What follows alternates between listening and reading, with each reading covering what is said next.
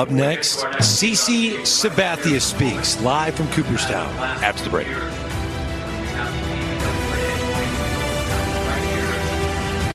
You don't need deep pockets to clean deep. Woo! With a new Arm & Hammer Deep Clean. Viva la vie! The career of CC Sabathia as we go back to the podium.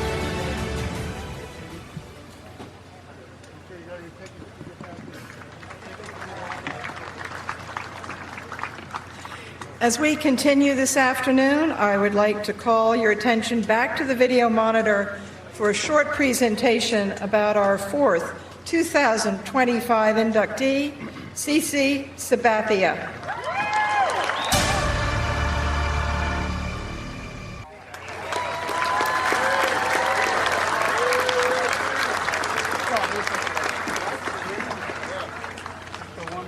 As chairman of the National Baseball Hall of Fame, it is my honor, CC, to welcome you into the Hall of Fame family and ask Commissioner Manfred to please read the inscription on your plaque. Karsten Charles Sabathia, CC, Cleveland AL 2001 through 2008, Milwaukee NL 2008, New York AL 2009 to 19. Unrelenting ace was the rock of three franchises' staffs, delivering each to the postseason. Selected as 2007 AL Cy Young Award winner in Cleveland before carrying 2008 Brewers to October with an NL high 7 complete games in a half season. Led Yankees to 2009 World Series title with league-leading 19 wins, starting Game 1 of all three postseason series and earning ALCS Most Valuable Player honors. Six-time All-Star, won 251 games, reached the 200 innings mark in 8 seasons, and finished in the top 5 of Cy Young Award voting 5 times. Became third left-handed member of 3,000 Strikeout Club.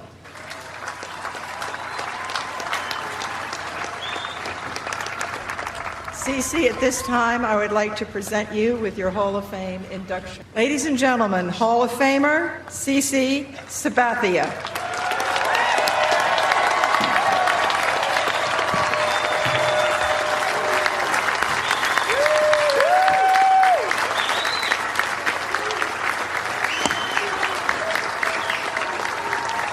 Thank you. Thank you very much. Thank you to Jane Forbes Clark. Thank you to the baseball writers. Thank you to the fans out there. And thank you most of all to the great players sitting behind me. I am so proud and humbled to join you as a Hall of Famer. Even Ichiro, who stole my Rookie of the Year award in 2001. The list of people who deserve my thanks is very long, and you'll hear from me personally. Today, I thought I would tell a few stories. Plenty of men taught me about baseball and life, beginning with my dad, Corky.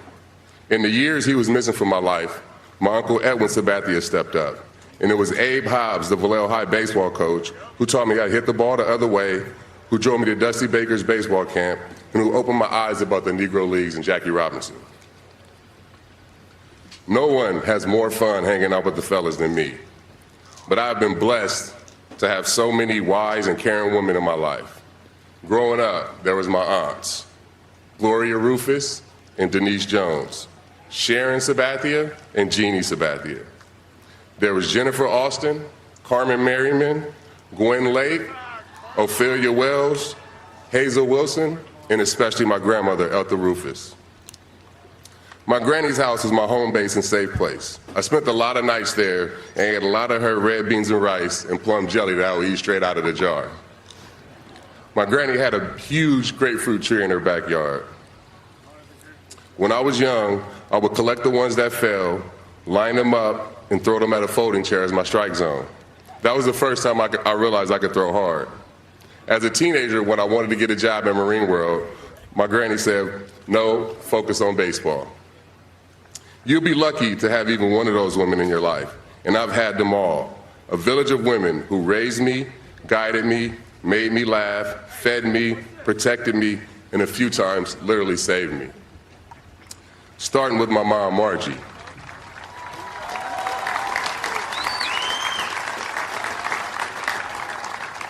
When I was 12 years old, I was becoming a pretty good ball player. One All-Star game, I threw a no-hitter and struck out 17 of the 18 batters. Back then, my dad was constantly telling my mom, "He's going to the big leagues." And my mom would reply, "Quit saying that, let him be, he needs to stay humble." But my mom loved the game too. When I was young, she put on the catcher's gear so I could throw in the backyard. And years later, after my starts in Cleveland, we would sit in the garage and talk pitch selection. My mom is here today, just like she's always been there for me. That hasn't always been easy. My parents split up when I was about 12 years old.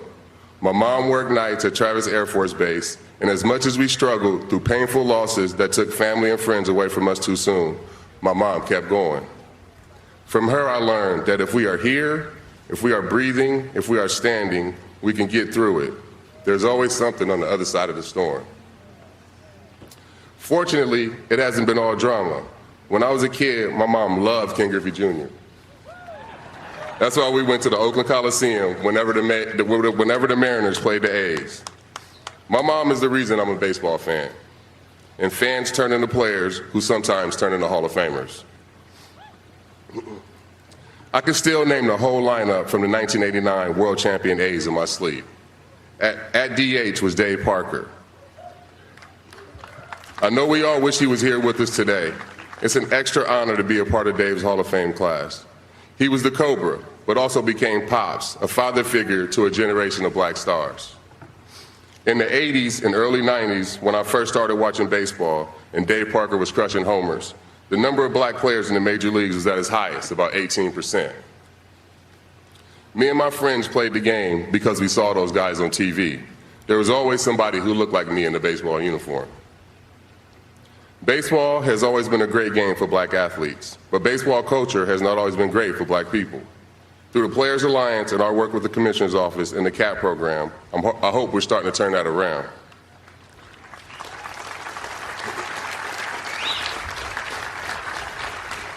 I don't want to be the final member of the Black Aces, a black pitcher to win 20 games in the big leagues. And I don't want to be the final black pitcher standing here giving a Hall of Fame speech.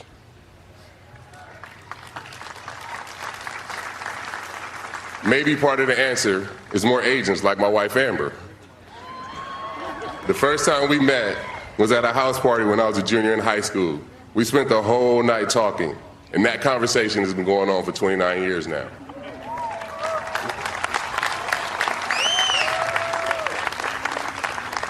From the beginning, Amber told me when I was being stupid. She never lied to me.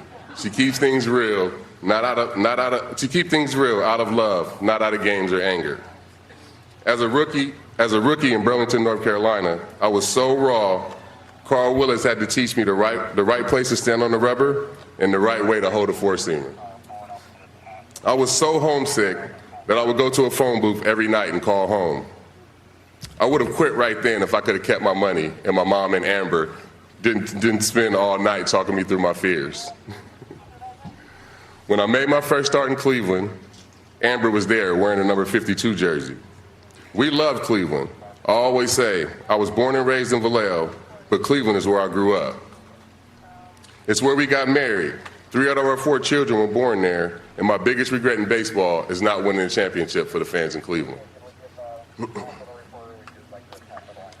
Amber was there in Milwaukee, pregnant, when I was first traded and nervous to start with a new team.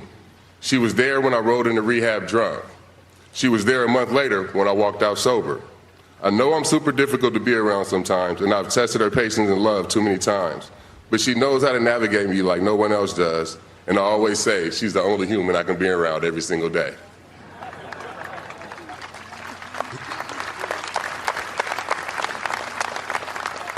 I loved playing in Cleveland and Milwaukee, but when it was time to go somewhere new, I thought I wanted to go to LA and play for the Dodgers close to home. I definitely didn't want to go to New York and play for the Yankees, the furthest team away. Winning mattered and money made a difference, but my free agent decision was really about where we were going to spend our lives. We said to ourselves, we'll play anywhere on the planet as long as our family is together. When Amber and I were kids, things in our family were inconsistent. Now we had 3 kids of our own, and we wanted to plant roots. That's what we talked about. That's how we made the best decision we ever made. 11 months later, she was there in the Bronx as we won the 2009 World Series.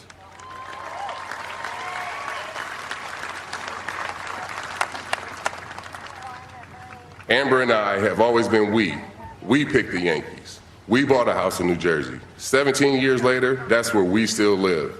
It's where we raised a family. When I wrote my book, I dedicated it to our children because that's still our biggest accomplishment to this day. The best part of being retired is watching what our kids do. Watching Lil C develop into a man and a ball player at the University of Houston has been amazing. Jaden is on her way to her career in arts management, so we help her study by going to Broadway shows together. And I've seen Saya win two national dance championships, making me a dance dad. And I always say, if my life was a movie, she'd be the main character. And Carter just got home from the Hank Aaron invitation on Vero Beach. We're somewhere every weekend. It's insane, and I love it. In January, I was sitting on our couch next to our house. I was sitting on our couch in our house when Amber's phone rang. The Hall of Fame knew to call her. I'm known not to answer a call or a text. Yeah, I have been watching the tracker for months, and things look good. But when we got the news that day, I was in shock. The room was cheering, and I was just sitting there until Jaden gave me a hug and snapped me out of the daze. The next day, we drove up to Cooperstown, me behind the wheel, Amber in the front passenger seat like always. It's been a long road from Vallejo, California, and I wouldn't have made it all this way without the women redirecting me when I got lost. Tonight, tell your grannies, your moms, your aunts, your sisters, your wives, your girlfriends, and your daughters how much you love and appreciate them.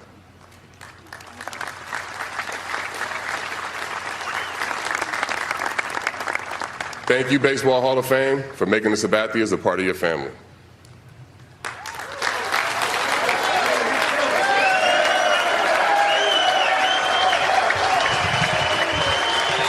If we could now turn our attention back to the video monitor for a presentation about our final 2025 inductee, Ichiro Suzuki.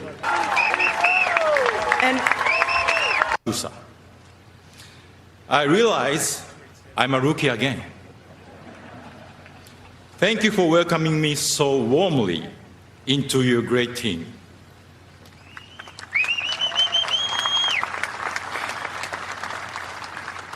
I hope I can uphold the values of the Hall of Fame. But please, I am 51 years old now, so easy on the hazing. I don't need to wear a Hooters uniform again.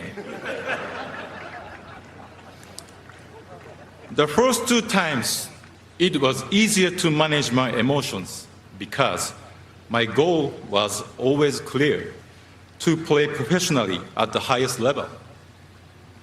This time is so different because I could never imagine as a kid in Japan that my play would lead me to a sacred baseball land that I didn't even know was here.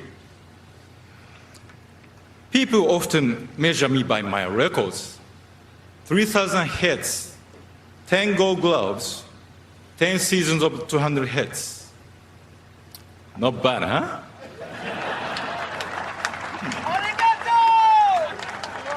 But the truth is, without baseball, you would say, this guy's such a dumbass. I have bad teammates, right? Bob Costas.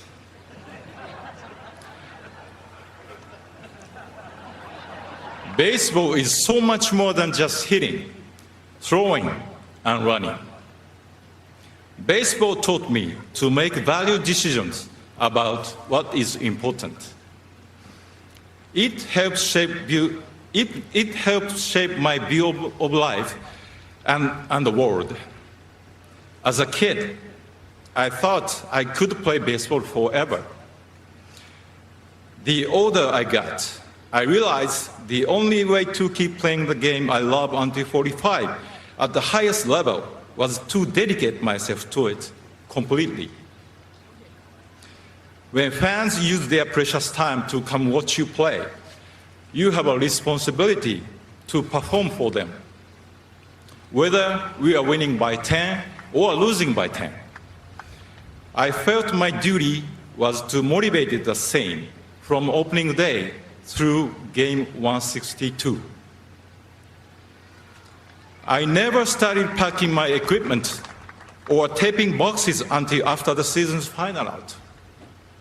I felt it was my professional duty to give fans my complete attention each and every game.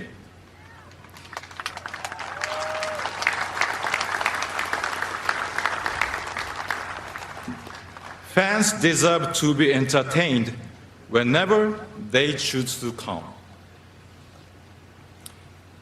Baseball taught me what it means to be a professional, and I believe that is the main reason I am here today.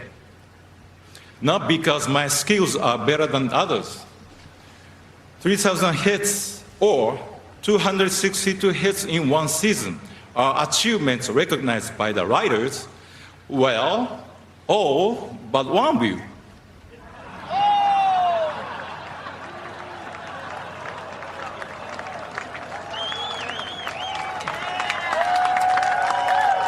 And by the way, the offer for that writer to have dinner at my home has now expired.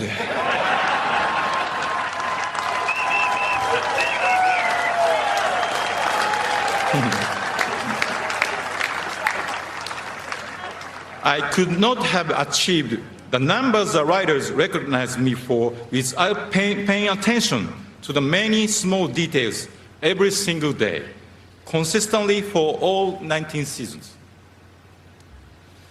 I personally cared for my equipment each day because I never wanted to risk a fielding error due to a loose string on my glove or a slip on the base pass because I didn't clean my spikes. Beyond the regular season, I had a serious routine in the off-season too.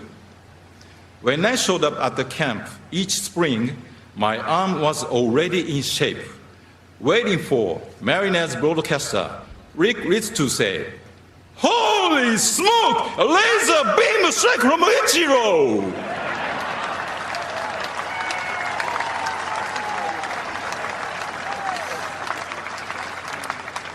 If you consistently do the little things, there's no limit what you can achieve. Look at me. I'm 5'11" and 170 pounds.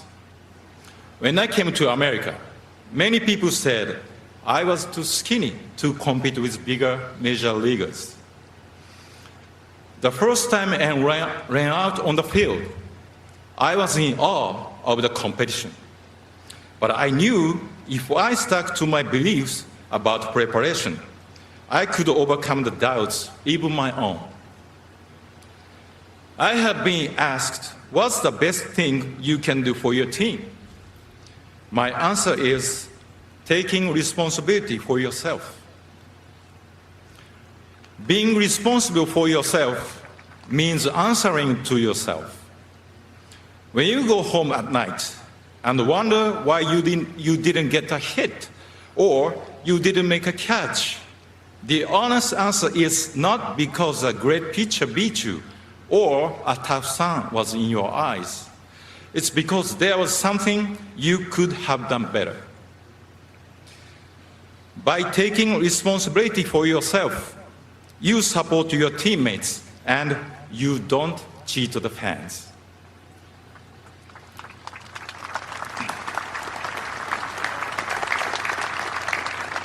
As a kid, my dream was always to be a professional baseball player. I even wrote an essay about it when I was in grade 6. If I could rewrite that essay today with what I know now, I would use the word goal instead of dream. Dreams are not always realistic, but goals can be possible if you think deeply about how to reach them. Dreaming is fun, but goals are difficult and challenging. It's not enough to say, I want to do something. If you are serious about it, you must think critically about what is necessary to achieve it. I wrote that daily practice and preparation were important to become a professional player. As I continued to set my goals, I also came to understand that consistency would be the foundation to achievement. I encourage young players to dream and dream big, but also to understand the difference between a dream and a goal. In order to make your dream your goal, you must be honest in thinking about what is important to achieve it. In that essay, I wrote that I dreamed of playing for my hometown, Chunichi Dragons. I knew nothing about American baseball then. I simply loved baseball and wanted to play it wherever I could at the highest level for the rest of my life. I achieved the first part of my goal when Oryx drafted me. I won the batting title in my first full year and each year after that when I played in Japan. From the outside, it may have seemed like everything was smooth and I should have no worries. However,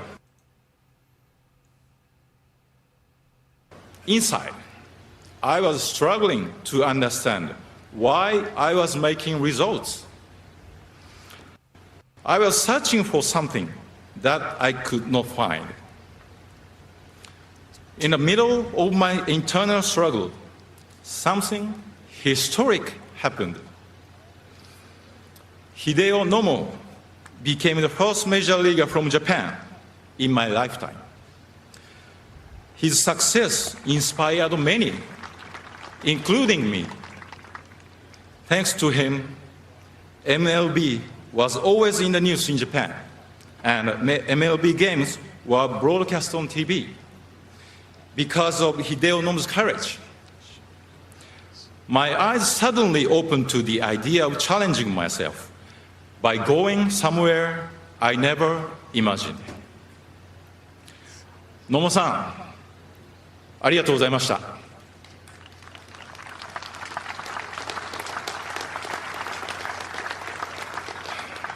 I am grateful to the Oryx Blue Wave for allowing me to challenge myself in MLB. I am also grateful to the Seattle Mariners for believing that I could become the first position player from Japan in American baseball.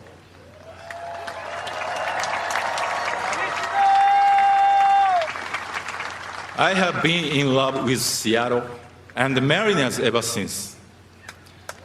Thank you, Seattle.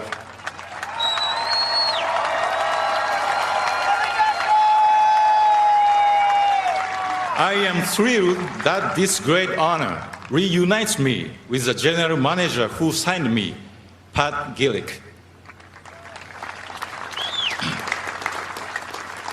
Thank you to Pat and the owners and the executives back then, Hiroshi Yamauchi, Howard Lincoln, Chuck Armstrong, and the rest of the Mariners team. To current executives, John Stanton, Jerry DiPoto, Kevin Martinez, and the rest.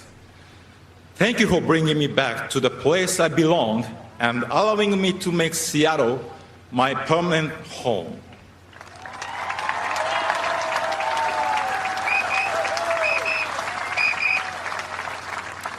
It's an honor to be on a new team with Edgar and Junior and Randy.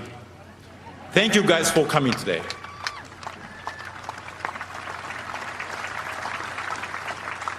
Thank you to the New York Yankees. I know you guys are really here today for Sissy. But that's okay. He deserves your love. I enjoyed my 2.5 years in Pinstripes, and I thank you for letting me experience the great leadership of Derek Jeter and your organization's proud culture.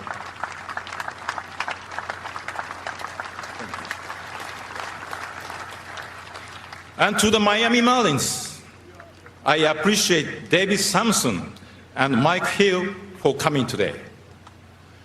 Honestly, when you guys called to offer me a contract for 2015, I have never heard of your team.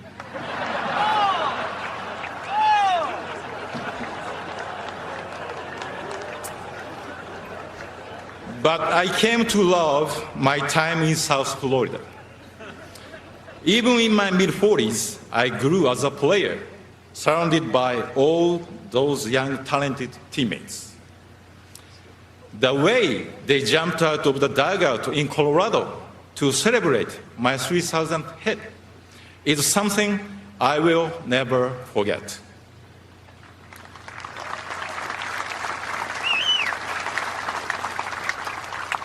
Their happiness to share that moment with me was so genuine and sincere. Thank you for giving me the chance to reach 3,000 hit as a Marlin and with those teammates. To my agents, whose importance to me has been more than just business. Sadly, Tony Atanasio passed away before he could know of this moment. I thank him for getting me to America and for teaching me to love wine.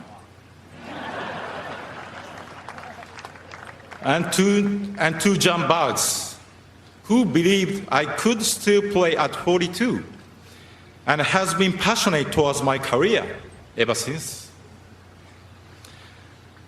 Thank you to my longtime interpreter, Alan Turner, and his family for supporting me wherever I decided to play.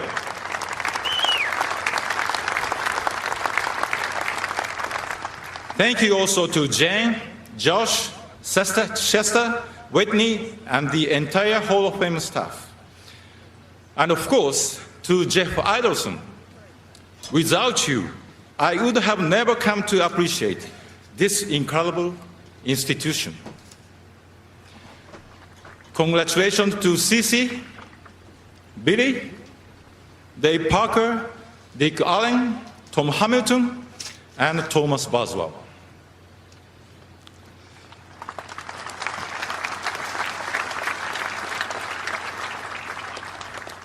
I think you can imagine there was much doubt when I decided to try becoming the first position player from Japan in MLB. But it was more than just doubt. There was criticism. I see great things in baseball. It's our game, the American game. It is played everywhere, in parks and playgrounds and prison yards, in back alleys and farmers' fields, by small boys and old men, raw amateurs and millions billionaire professionals. It is a leisurely game that demands blinding speed, the only game in which the defense has the ball. It follows the season, beginning each year with the fond expectancy of springtime and ending with the hard facts of autumn. It is the American game. It's just what it is. And it makes you, I'm 81, but I can feel like I'm 15 when I'm talking baseball. I'm watching baseball. This is it. It does this. It brings you back. It may be the worst of times for the National Football League, but it is the absolute best of times for Major League Baseball.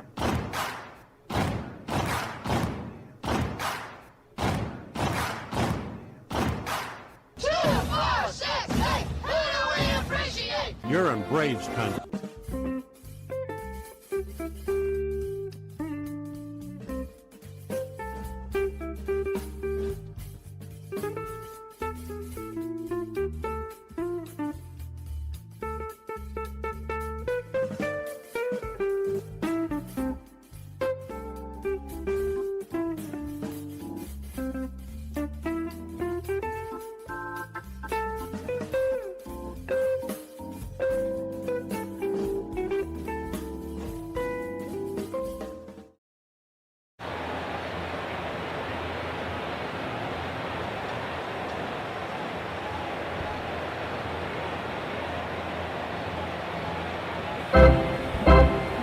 Welcome back.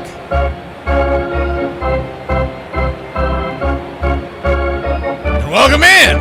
Finally got here, man. It's been a day. Thought I was going to be here a lot earlier.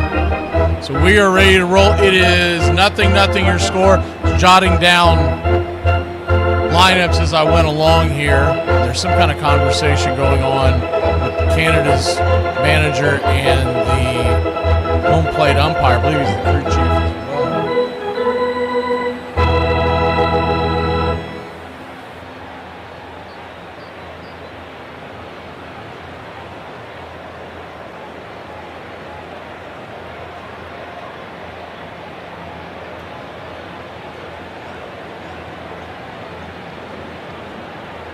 So we'll try to get that cleaned up, but there's a lot of arguments going on right now.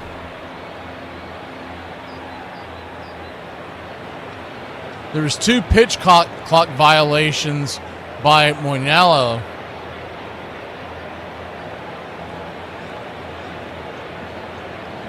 Anyways, long story short, Canada was 0 for 3 with runners in scoring position. 0-0 your score. That's the short of it. We're getting set. Bo Naylor, the batter. They're going to give Moinello the opportunity to warm up a little bit. Luis, the southpaw.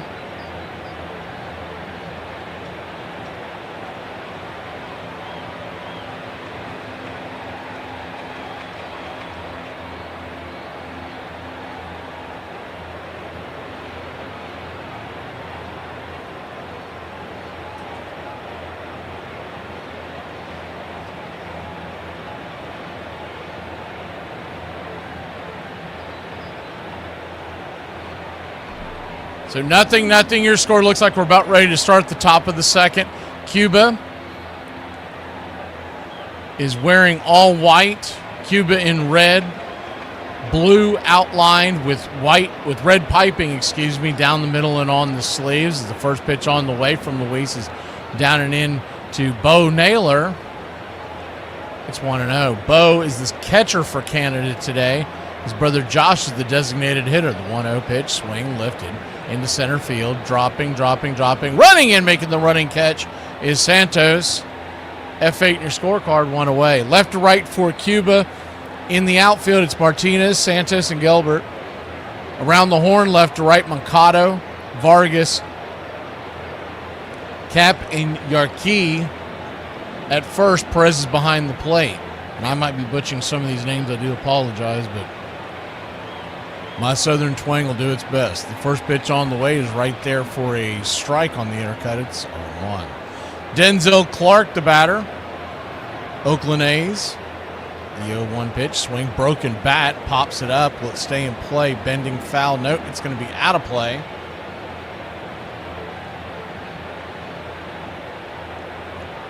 So an 0-2 count.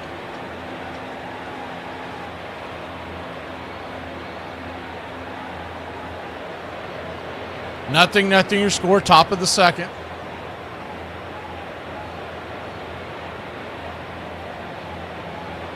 Good to see everybody in the chat. See Peta and Richard and 021 as the 0-2 pitch, swing and a miss, strike three, down in and in, 2 down. Good pitch there. See if we have anybody else here in the chat today. See Jameson Taylor keeping us up to date on Atlanta Braves spring training scores. I believe they held on and won that. Let me double check. I was trying to figure all this out as I was writing it. Yeah, they ended up tacking on another run. 5-3 your final. The Braves beat the Rays. First pitch on the way, down and in for a ball. It's 1-0. As far as the games that actually count, WBC, this is the first game of the day. Then we have flip-flopped. If you missed it, we have flip-flopped as the 1-0, down and in. Ball 2-0. Mexico, Italy tonight, 7 o'clock, so it's going to come right on the heels of this game. I'm going to need a minute to let the puppies out and everything, but hopefully this is a fairly quick game. It won't be an issue. This time it's a hitter violation. Man, this umpire is getting on it, man, with the I don't have the umpires listed. It's not available on this scorecard. Normally it's listed with all the stuff that I get, but they just say they haven't been as detailed with a lot of the stuff during the WBC just because a lot of them don't cover it and they probably don't think to put it there. The 2-1 count. Drifts inside, 2-2.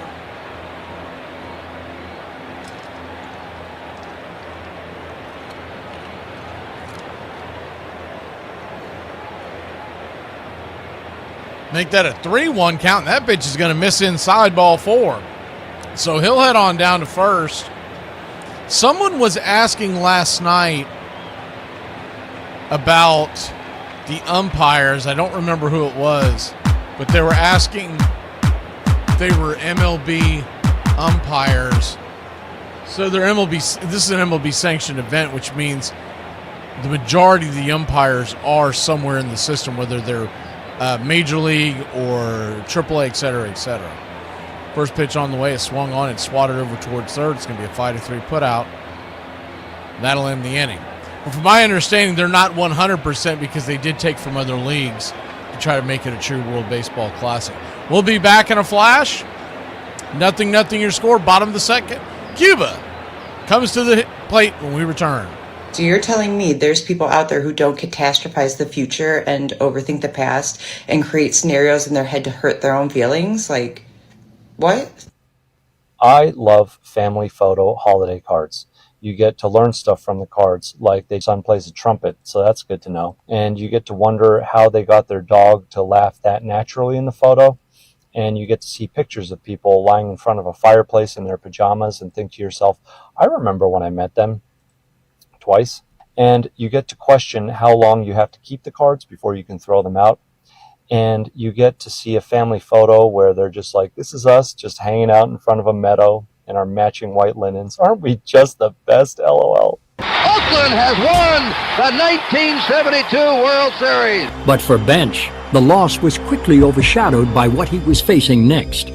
6 weeks after the season's last out, he finally went into the hospital for the surgery on his lung. 4 days after I turned 25, I'm having the surgery. And I don't know if I'm ever going to play again. By now, the procedure was public knowledge, and everybody waited anxiously for the results.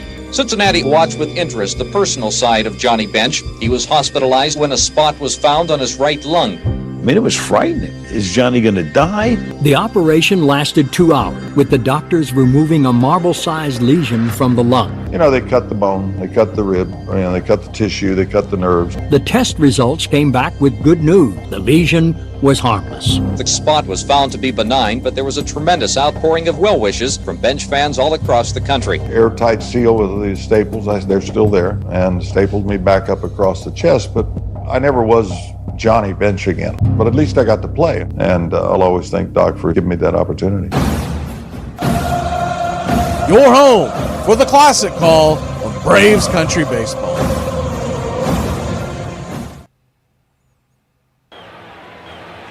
So they have officially announced that the Braves package is going to be $100 a year. I don't see an option.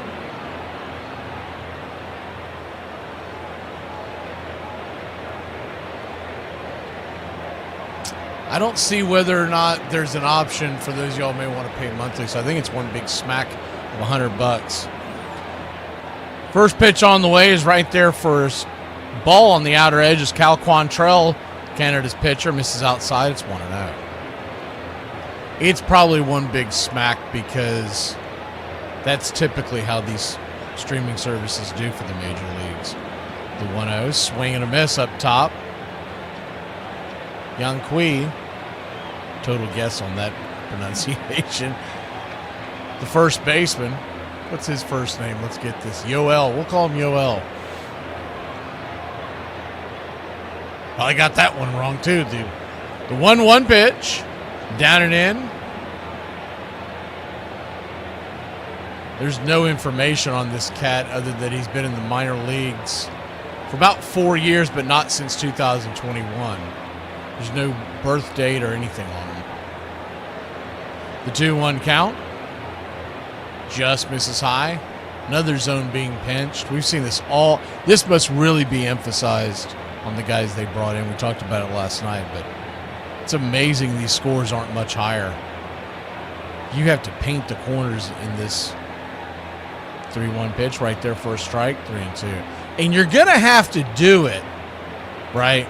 You're going to have to do it now that the ABS system is at the MLB-ish. Because once you run out of your challenges, the payoff pitch, swing, swatted down the first base side, atom ball right at Davidson.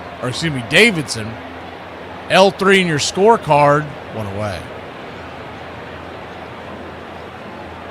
They are offering it monthly, PETA? I didn't see that. So monthly, if you get it for all the months, you're talking about $140. Because you got to count March unless you're just going to wait till April. First pitch on the way is lifted high into left center field. Coming over making the catch. F9 in your scorecard. 2 down. It's much more expensive than... Now, if you're out of market, this doesn't apply to you, and it's a lot cheaper across the board to do the MLB TV or just the Braves by themselves. But Braves TV is for folks who are in that market, and they have no other choice. Righty-lefty matchup. Pitch on the way, right there on the outer edge. It's on 1. You can bet your bottom dollar that's an entry price. They're eventually going to raise that. 0-1 count.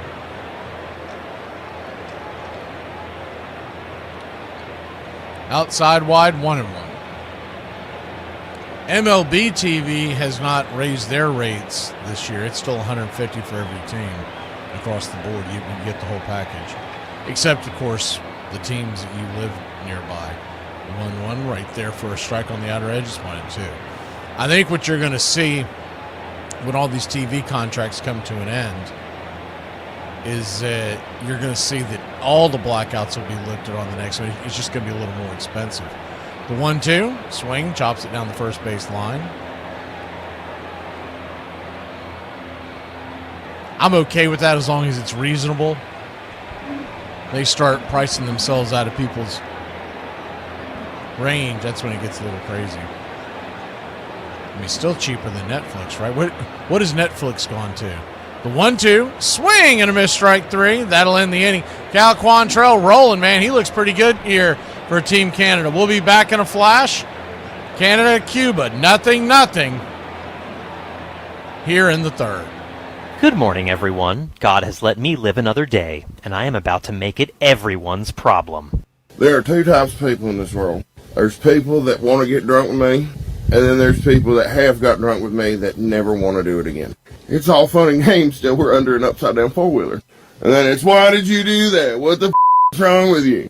Here are some facts and stats so crazy you'll think I'm lying. Hoyt Wilhelm hit a home run in his first career at bat, and then never hit another home run for the rest of his career. The first Tommy John surgery recipient inducted in the Hall of Fame was not a pitcher. It was Paul Molitor, who had Tommy John surgery in 1984. With a minimum of 20 decisions, the opposing pitcher with the best lifetime win-loss record against the New York Yankees is none other than Babe Ruth. In 3,364 at-bats, Mark Lemke was never hit by a pitch. Mariano Rivera, otherwise known as Mo, wore the number 42. If you look up the atomic number 42 in the periodic table, it is also Mo. The 1981 Reds had the best record in baseball, but didn't make the playoffs. Art Shamsky is the only player in Major League history to hit 3 home runs in a game in which he was not in the starting lineup.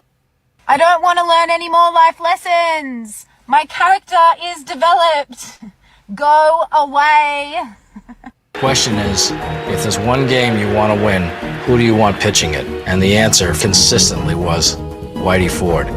Many felt that Stengel had cost the Yankees the 1960 World Series by not starting Ford in the opening game against Pittsburgh. So while Ford shut out the Bucks twice, he wasn't available to pitch the 7th and deciding game. That 7th game, which we lost 10-9, I said, that's the game I should be pitching. I was so damn mad. Learning the lesson from the Pirate loss, Houck was determined to get the most out of Ford. During the previous regular seasons, Stengel had often held Ford back to pitch against the league's toughest lineups. The new manager had other ideas.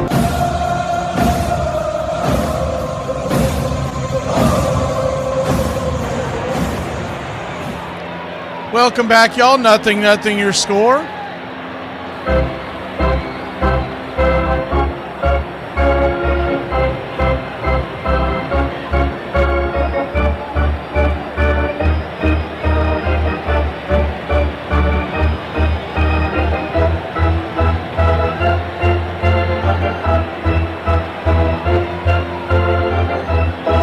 How all this works today for the USA. I put a link in the chat. You can either go to the post on our YouTube page, you can click on that link, go straight to our Facebook page. If Italy beats Mexico, then Italy and the United States are in. That's pretty simple, right? As Moneo is now complaining about something. I mean, this is just becoming an albatross over here. With the pitch clock and the getting ready, and now it's the pitch calm. Get it together. They're calling it a 1-0 count now. That is the 5th violation in the first 2+ innings here. We're in the top of the third, 0-0 your score at Canada-Cuba. Lefty, first pitch on the way is dribbled over towards short. It's going to be a 6-3 put out. Easy peasy, 1 away.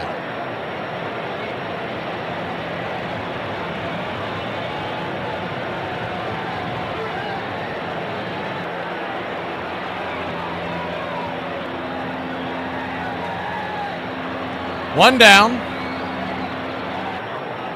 Mexico scores 5 runs. USA and Mexico advance. Doesn't really matter if Mexico wins at that point.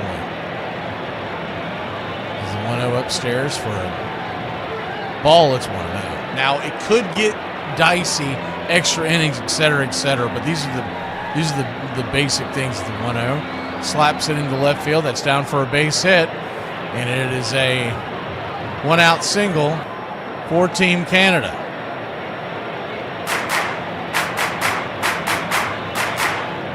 We got 2 sounds for them today. That's going to be for Team Canada. Team Cuba comes on.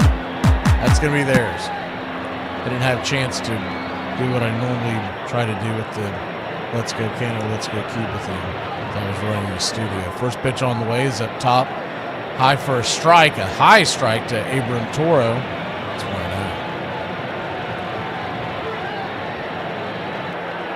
If Mexico beats Italy but scores 4 runs or less, it's Mexico and Italy.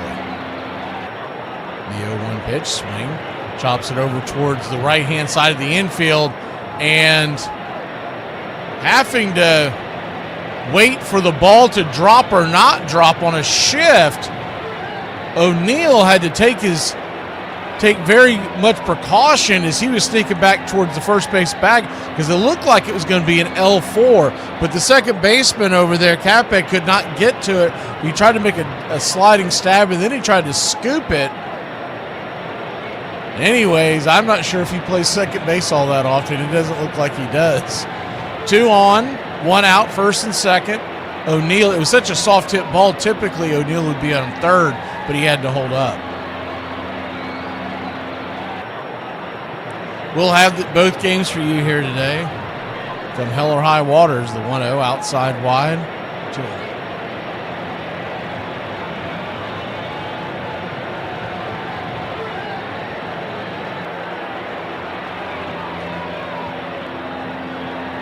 The 2-0 count. Mayo delivers. Swing and a miss.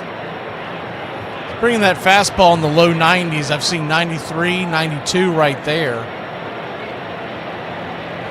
So Star Wars saying that his Phillies are sending Aaron Nola to the mound for Italy. That bodes well. He normally gets rocked. As the 2-1 pitch. Ball gets away, and runners will move up 90 feet. Wide turn by O'Neill. Thought about coming home, but he'll stay put. And Canada has runners on second and third, and there's still 1 away. Now he gets rocked against MLB hitters. We'll see what happens with. And he used to be one of the elite starters, but he's been really bad last year or so. But our big thing is if Mexico can get to 5 runs, it doesn't matter who wins that game. We would like to see 6 or 7 to really put a nail in the coffin in case for some reason it went extra. But I don't think if it first pitch, swing and a miss off that wild pitch, it's now a full count. Star Wars wanting to do well, and I get it. I mean, I think if you're a Phillies fan, you'd like to see Italy win 10-0 and never have to worry about it. As the payoff pitch, swing lifted into right field. It's going to be an F9 your scorecard. Here comes the throw to the plate. Stutter step by O'Neill, but came home nonetheless, and it's 1-0 Canada. I don't know why I think he thought the ball was getting cut off and he was going to jog home. I mean, once you got the motor going, you might as well run through it.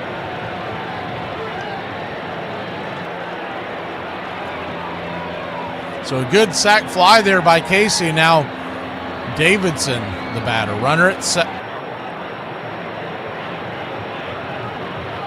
I mean, that was odd. I guess that's my only guess is that he thought that ball was getting cut off because he kind of stutter stepped and then accelerated again. First pitch swinging by Davidson is going to be lifted into center field. That'll be F8 in your scorecard, and they'll leave one stranded, but not before Canada takes a 1-0 lead. We'll be back in a flash. Team Canada on top of Cuba. It's Cuba's turn when we return. Hey, my homie just asked me why do we pronounce the G in longevity twice, and I can't stop thinking about it. Here are some baseball facts you might not have known. In 1890, second baseman Lou Bierbauer jumped ship from the Philadelphia Athletics to the Pittsburgh Alleghenies. The Athletics were upset by this and called the move piratical. The Alleghenies picked up the nickname Pirates and eventually became the Pittsburgh Pirates. Lefty Grove, who is regarded as one of the greatest pitchers of all time. He was inducted into the Hall of Fame in 1947, but then received 6 Hall of Fame votes 13 years later. This is because those 6 votes were meant for a player named Lefty Gomez. In 2019, NFL quarterback Tom Brady applied to trademark the phrase Tom Terrific, but his application was denied. The U.S. Patent and Trademark Office believed that the nickname points uniquely and unmistakably to Tom Seaver, Hall of Fame pitcher who is regarded as one of the greatest of all time. Do the players ever talk in the clubhouse at what age they think that a ball player peaks? Well, I think around 26, 7, 8, 9 even. Those years are when you really fully matured and you've really got everything going for you. Johnny Bench was still just 25 when he came to spring training in 1973 after the successful surgery on his lung. Looking forward to entering what he saw as the prime of his career. His team, meanwhile, also looked to be as strong, if not stronger, than ever. I was rookie year in 63. Perez got there in 65. Davey got there in 69. Johnny got there in 68. So slowly but surely, the Big Red Machine was developing. We were so good in 70, we became the Big Red Machine. But then Joe comes over in the trade after 71, and all of a sudden the Big Red Machine was in full force. That was a team with a lot of alpha dogs. You had Pete, you have Tony Perez, you had Johnny. Joe Morgan gets traded there in 72. I give most of the credit to Sparky Anderson. He knew who the leaders of the team were.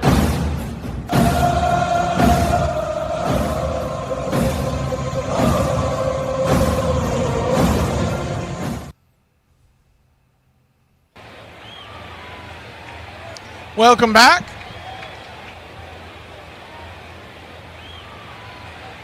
One to nothing your score. If you're just joining us, Canada has just taken the 1-run lead.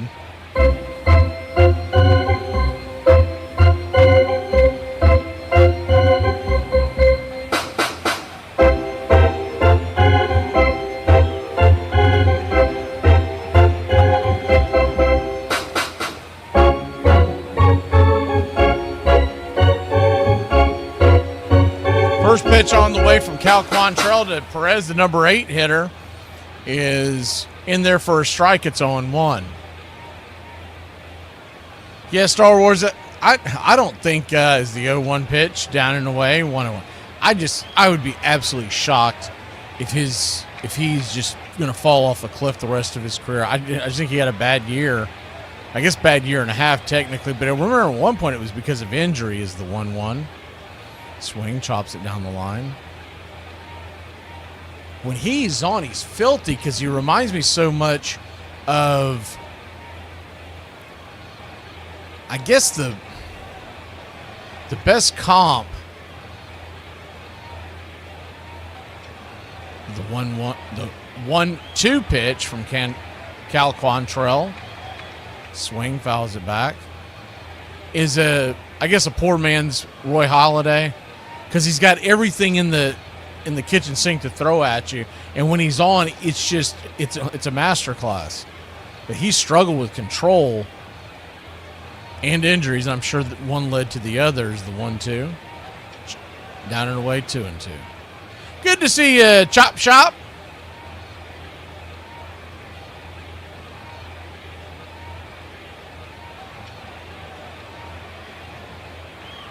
The 2-2 count.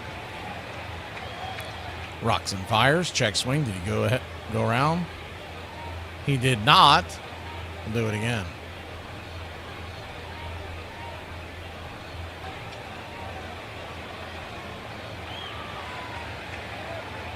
I got a pitcher of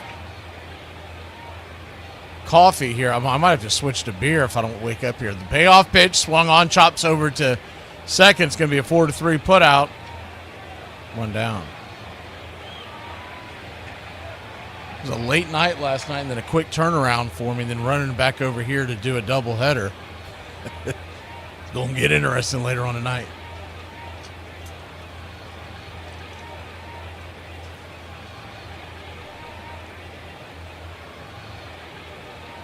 Yes, sir. American Rebel.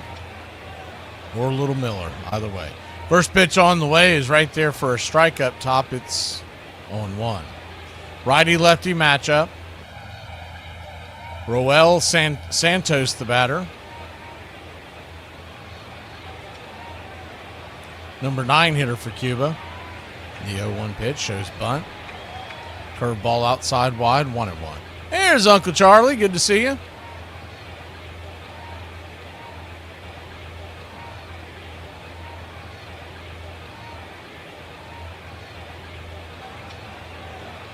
Well, yeah, I mean, is the 1-1 pitch is swung on, chopped over to second. Easy 4-3. 2 down.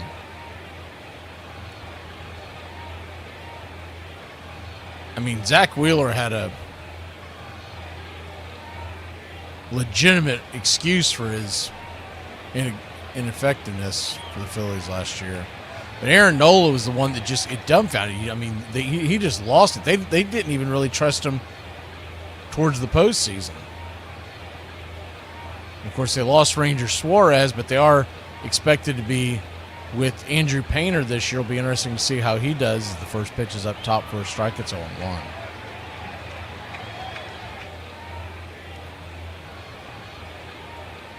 Yo, 1 count. Kicks and fires, swing and a miss. It's 0-2.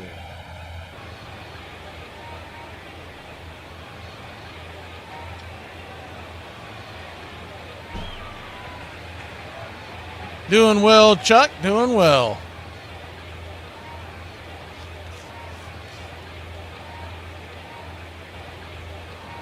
One to nothing your score. Canada over Cuba. Here's the pitch. Outside wide. 1-2. Winner of this moves on. The loser, he gone. It's a do or die game here for Canada and Cuba. To the next round, the 1-2, swing and a miss, strike 3, and that'll end the inning. So Quantrell rolling here with the 1-0 lead for Team Canada. See how far he can go. Canada looking for some insurance when we get back to it. If you were a fruit, you'd be a fine apple. That's cute. What if I was a vegetable? I mean, I'd come visit you in the hospital every day. The food is good, right, bro? Oh, it's good, but it's nothing like my mother's ham biscuit brickle brackle and beans with fizzy wiggets.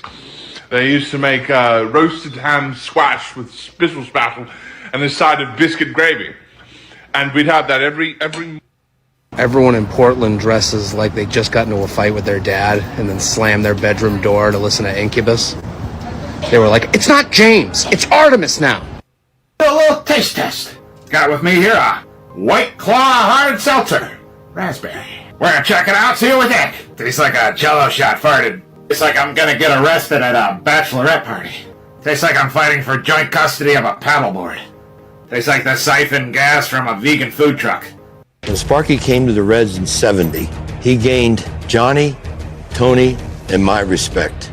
We just loved him. And if he got our respect, the rest of the guys were going to follow suit. We had that first clubhouse meeting at the end of spring training. Sparky said, we're just going to set down the rules. Pete, Joe, Tony, Johnny, you don't have any rules. The other 21 of you, you're going to, and I'm thinking, oh, did I hear that right? Oh man, now I don't have to sneak in through the kitchen if I'm out a little late and everything else doing this. This is the greatest. And then I'm like, oh, this guy's really good. Sparky Anderson, he has treated us like men, and I have to say he's probably the finest manager in baseball today. Sparky Anderson say, hey, you guys in charge. Pete Rose, Joe Morgan, Johnny Bates, and myself. These guys over there, they're going to follow you guys. We have black leadership, we have white leadership, we have Spanish leadership. Oh, help me! No team's ever had a black Hall of Famer, a white Hall of Famer, and a Latino Hall of Famer, and a Hall of Fame manager on the same team in the history of baseball.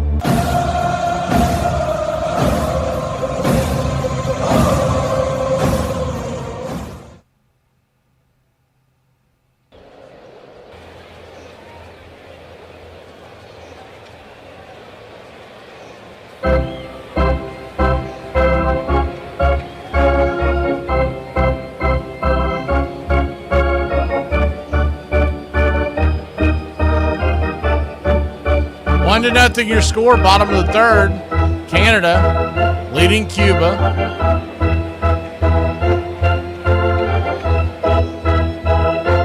First pitch on the way. Or top of the fourth. I don't think I said bottom of the third. Pitch on the way. This is for a ball. It's 1-0. 1-0. Quickly back at it. Swing. Swats it back foul. 1-1.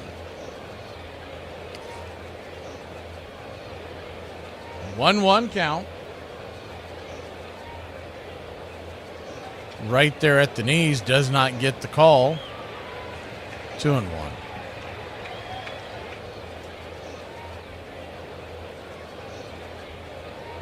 The 2-1 pitch, swing, slices it back foul.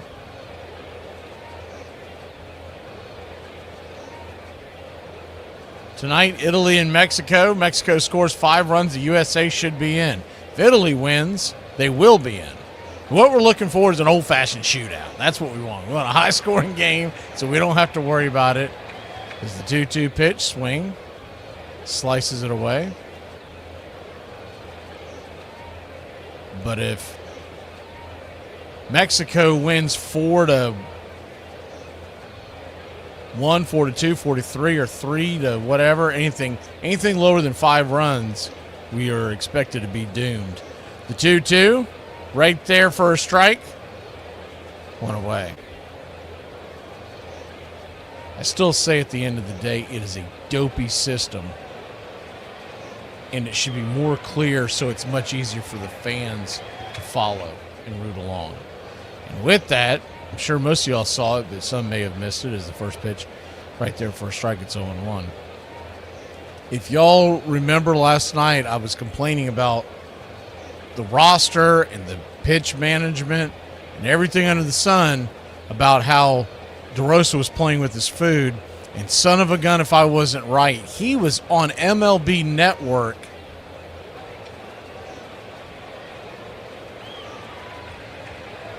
as the pitch on the way. The 0-2 is outside, wide, 1-2. He was on MLB Network yesterday afternoon before the game and was telling the two hosts, Matt Vaskersh and Harold Reynolds, is the 1-2, swing and a miss, strike 3. Bender on the outer edge. Clark goes down in disgust, 2 down. And he was telling them how he wanted to get some guys some playing time because they had already punched their ticket to the next round, and talking at all his little quips and colloquialisms like he likes to do because he's a TV guy is what he is. And the meathead just he didn't do enough research. He should have had someone with intelligence to break down on what they needed going into that game. Is the 0-1 pitch below the knees, right there in the zone, called for a ball, 1-1. So nobody on his staff knew, and he tried to walk it back post game, said that he misspoke. That's a lie. The 1-1 swing, chops it down the line, foul. Just admit you didn't understand it. And though you're still going to look like a dumbass, move on. But he tried to lie and say that he misspoke. Or maybe he doesn't understand what misspeaking means. You didn't misspeak. You did not have the right information. The 1-2 pitch, swing, that ball's lifted into left center field. That's down for a base hit. And that's going to be a 2-out double for Team Canada. So they got something brewing here in the top of the 4th inning.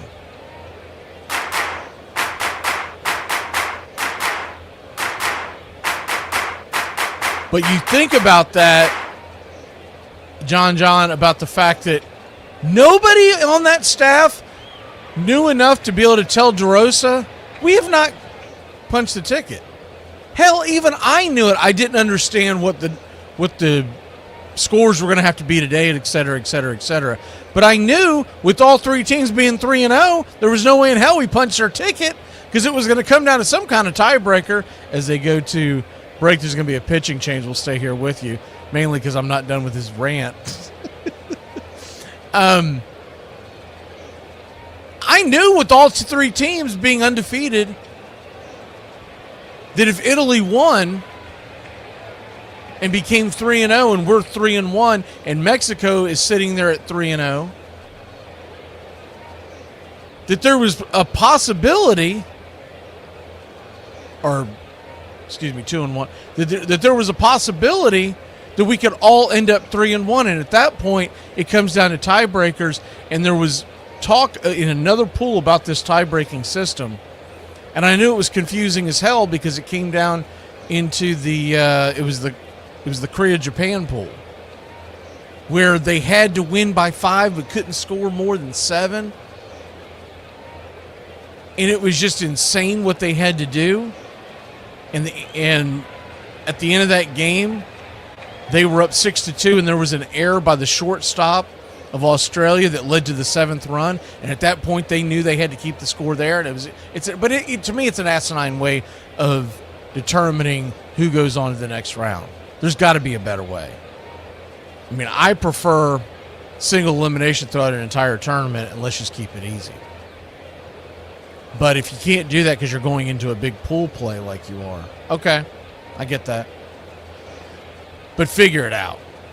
I still think there's a way to do pool play or put teams at sites and have single elimination games. But I guess they want these teams to be able to do more play than one game, and they figure consolation games nobody's going to pay attention to. But there's got to be a better way to devise baseball, because what they're doing is they're using essentially the same algorithm they use to determine the some of the soccer leagues. But why can't it just come down to very simple stuff like margin of victory? That would make it easy as hell for everybody to compute.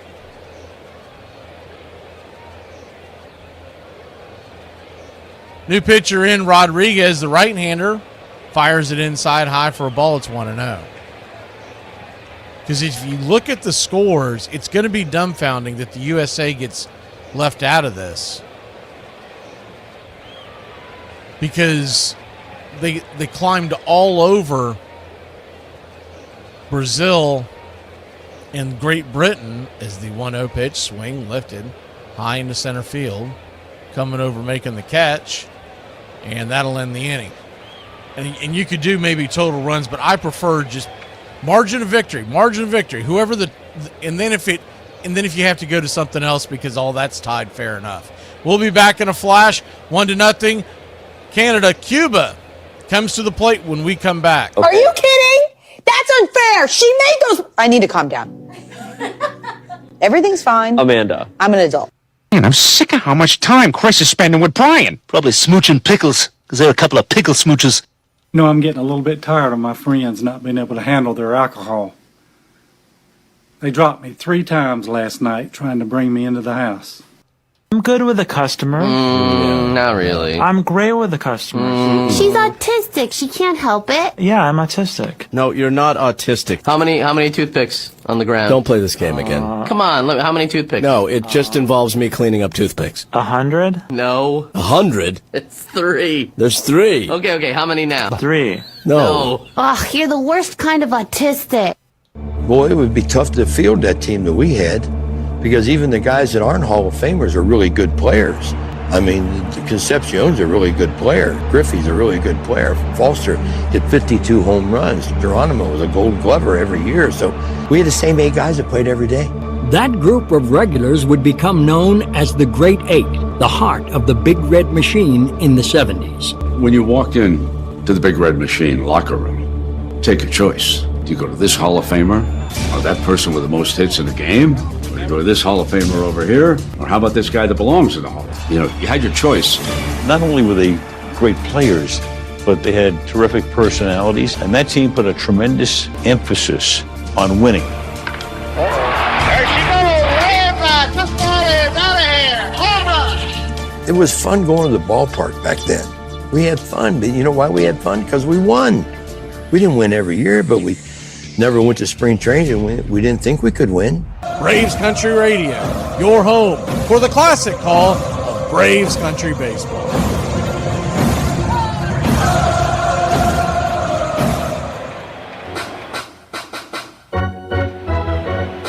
Well, hopefully they change it up before 2030. I don't want to go through this nonsense again.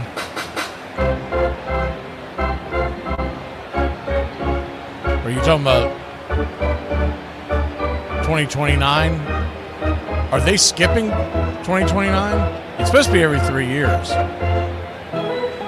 Did they decide to skip it? First pitch on the way is chop foul towards... No, it's going to stay in play, and Quantrell's going to tag the batter. G1, you don't get a lot of those. 1 down.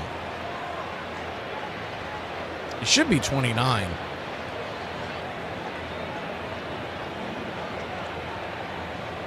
No, it's typically 3. They skipped it in 20 because of the pandemic. So the last one was in 2023, 26, or 29. I don't know why they do 3, but it just is what it is. First pitch on the way is Swung on and sliced towards right field. That's down for a base hit. Martinez is on.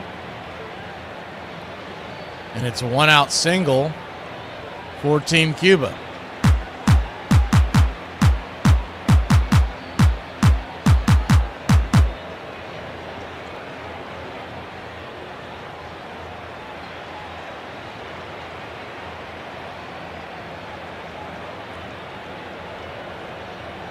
And I love the tournament, but they just got to fix it. I mean, it's got to be more user-friendly for the fan. First pitch to Despain is right there. Inside for a ball, righty-righty matchup. Big sluggers, 2 for 12 in the tournament. 1-0. Swing, chops it over to short. This should be, hard time getting out of his glove. 6-4-3. Did they get him? They got him.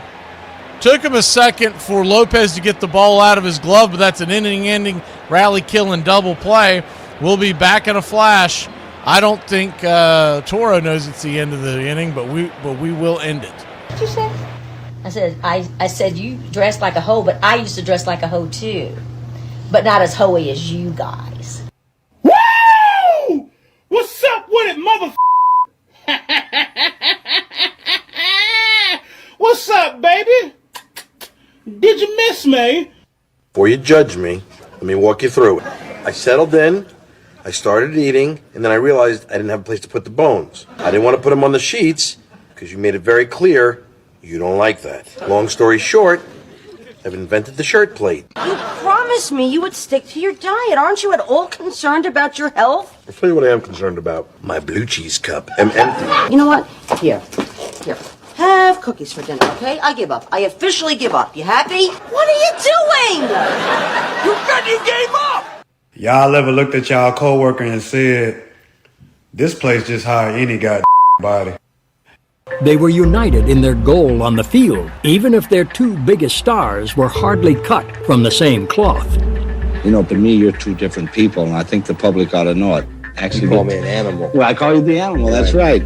We live kind of different lives. Johnny was always hanging with the right people. You'd probably say I was hanging with the wrong people because I'm a gambler, okay? You know, I like to go to the racetrack. I don't think Johnny ever been to a racetrack.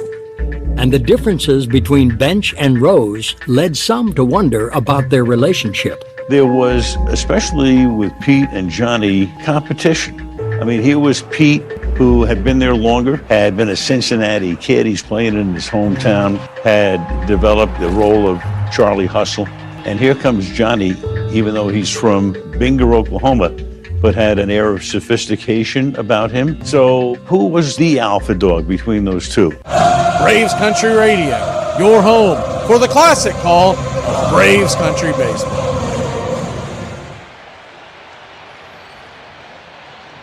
One to nothing your score. Canada leads Cuba.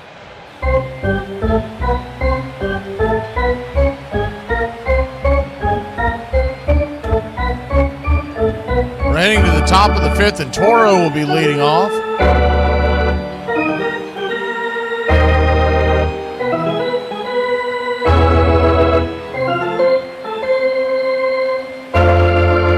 That's exactly what it is, Uncle Charlie. It's woke math that they're doing to get people into the next round. We'll still carry the tournament even if the USA doesn't make it, but obviously I'll find someone to pull for in there. But tonight you got Venezuela and Ronald Acuna Jr. going up against Dominican Republic and all their powerhouses. That was the game we were going to do, but now with the Italy-Mexico outcome is the first pitch on the way to Naylor's a swing and a miss strike. It's 0-1. With that outcome deciding the fate of the U.S. team, we're going to do that one instead. We just want a high-scoring game in that sucker, man. we want runs galore. People have talked about, well, Mexico could win it, let's just say, 3-0 if they decide on that. You know how hard that would be? And not to mention the fact That's a low score to try to navigate.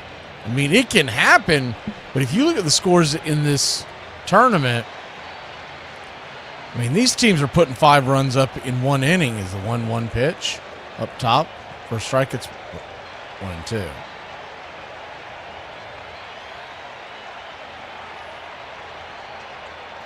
Hopefully by now, both teams are going to be on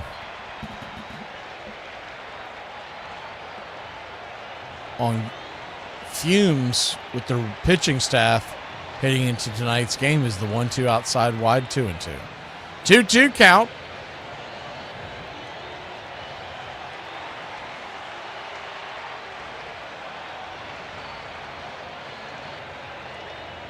Brings it. Check swing. Did he go around? He did. 1 down.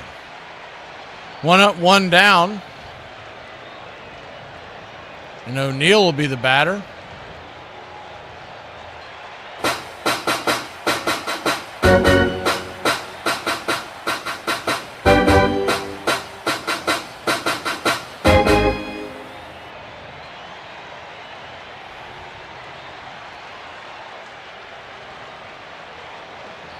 First pitch on the way is swung on and fouled off by Tyler O'Neill. He has scored the only run of the day, singled and came around to score on a sac fly. It's 0-1 on Tyler O'Neill. Big right-handed Baltimore Orioles swing, fouls it back. It's 0-2.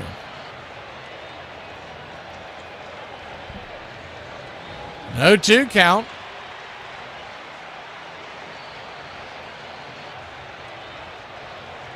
And whoever came up with the decision that, hey, let's leave it up to runs per defensive inning is the 0-2, high and inside 1-2.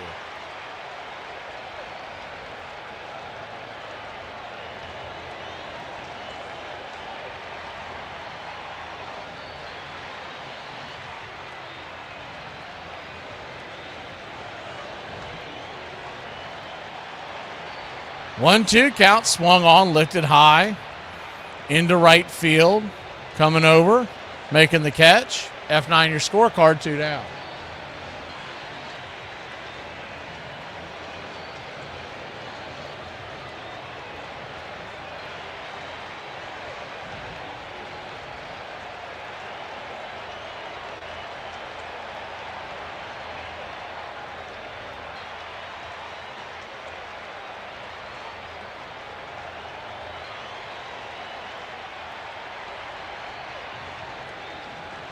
First pitch to start off the at-bats with Toros right there, first strike. It's 0-1.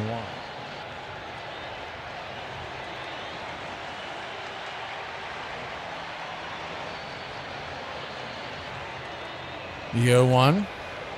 Swing lifted, high and deep, going back on the track. She is gone. A solo shot, and Team Canada has doubled their lead. It's 2-0.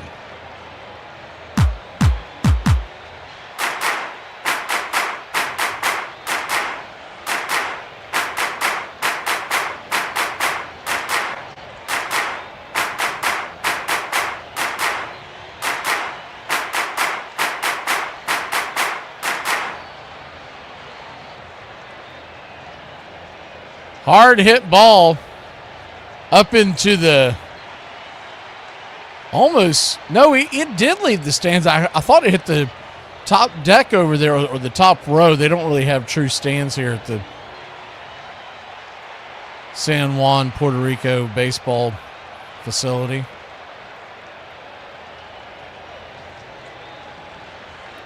One-0 count to Casey, righty-lefty matchup. 1-0. Up for a strike.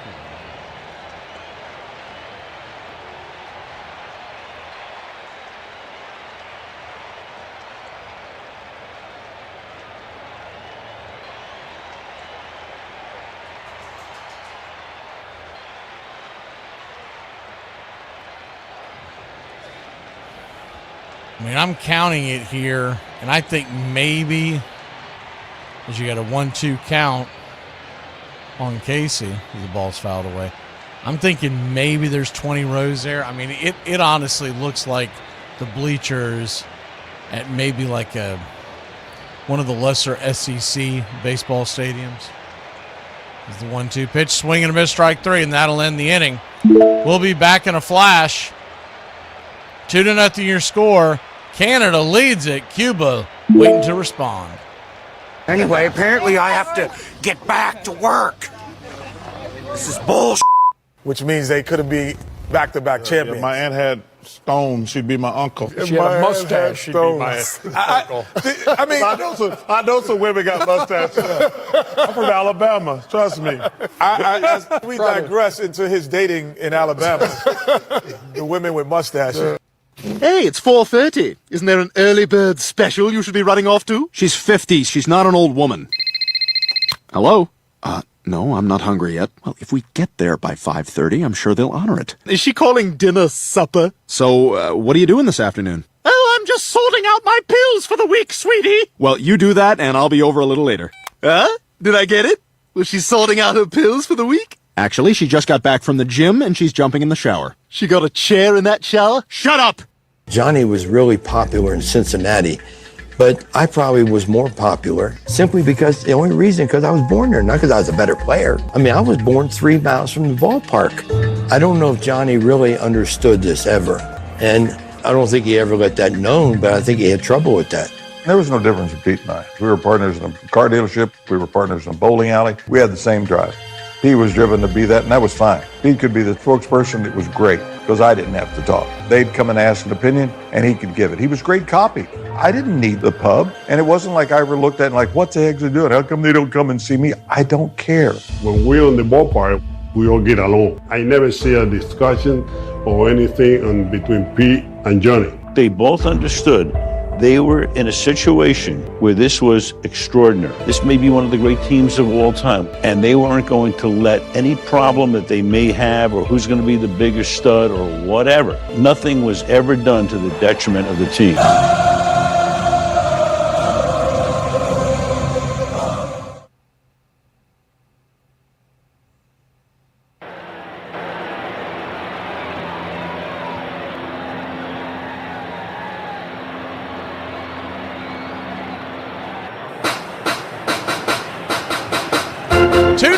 Bottom of the fifth.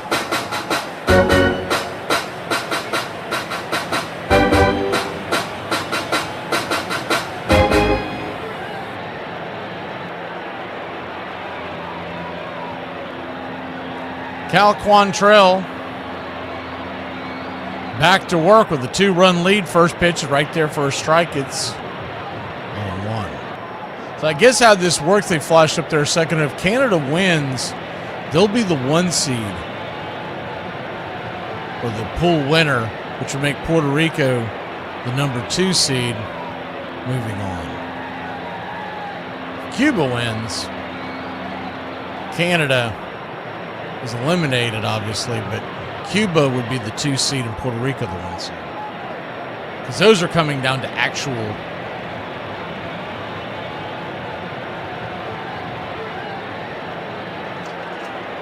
head-to-heads. That was according to what we just put on the screen. I haven't done any research. So I don't want to come back to you about 90 minutes later and go, oh, I misspoke.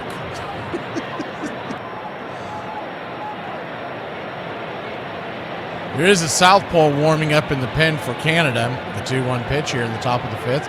This is high. 3-1. 2 runs, 5 hits, no errors for Team Canada. No runs, 2 hits, 1 error for Team Cuba. We're here in the bottom of the 5th inning. An elimination game between Canada and Cuba. The 3-1 swing. That ball is belted down the right field line. Foul. Full count. That ball was hammered, but he kept turning foul and fell into what looks like a secondary bullpen out there. Payoff pitch. Swing, slices it foul. We'll do it again.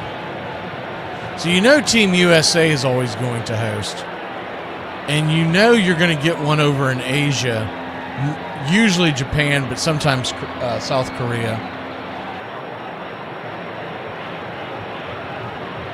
And then you're going to get one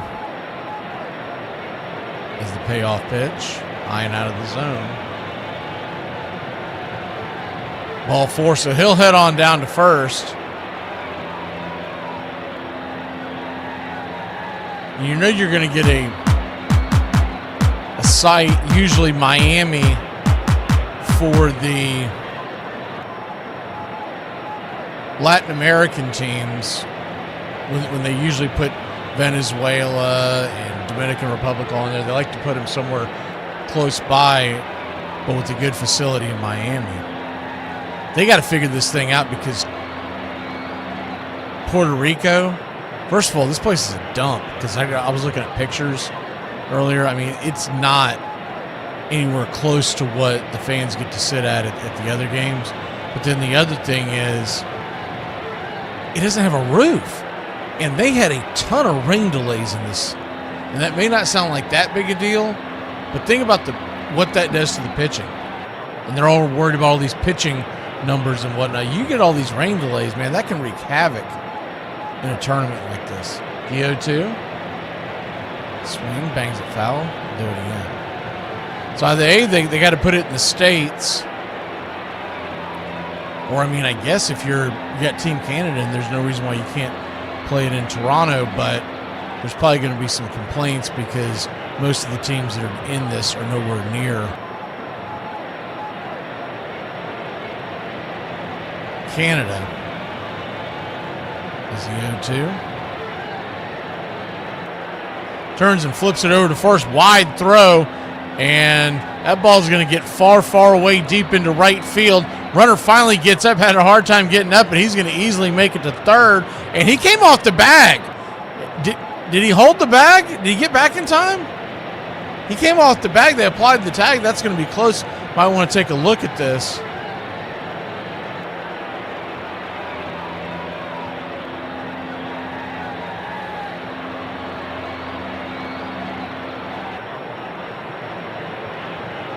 So the throw goes over to first, and Yanqui, he came up, sat up off his wall, big kid. His hand came off the bag. I guess he just got it back in time.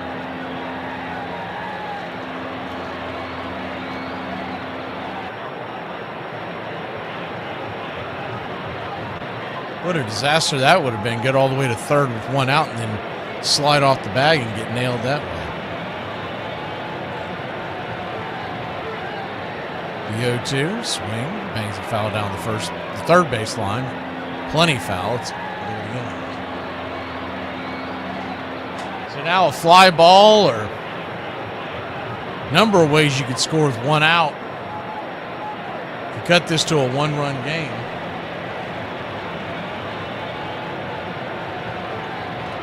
The 0-2 pitch, swing and a miss, strike 3. The other thing that I would say too as well on this, as far as finding a new spot, I've been watching it, and except for when Puerto Rico plays, there's not a very good turnout to the fans. And it's really not that big of a shock because you got Cuba, nobody's allowed to leave that island, and then you got Canada.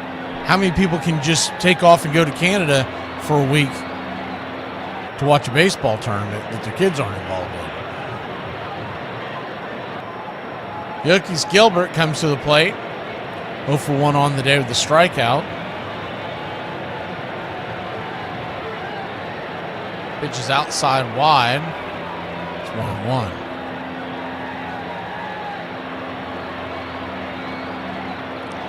The wind, by the way, they're showing the wind, the flags up on the scoreboard. They are whistling in from left center into right as the 1-1 pitch. Swing. Bangs it foul. Now that may not be indicative of what it's like as you get lower, but up over that scoreboard, they are standing tall in the breeze. Didn't affect that one home run, but you just never know if that's just came in. The 1-2 pitch swung on and chopped over to second. It's going to be a 4-3 put out. Coming home to score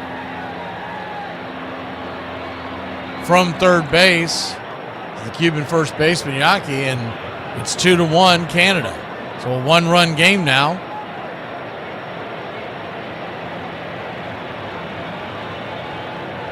I mean, it would be fun to put it in Toronto because I think those fans would come out there and watch it, right?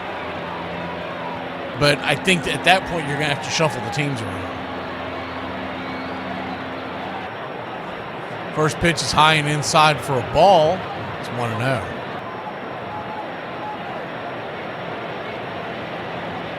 So if you put Team Canada in there, I think it just makes common sense. At that point, you got to put Great Britain in that same pool as the first pitch is right there.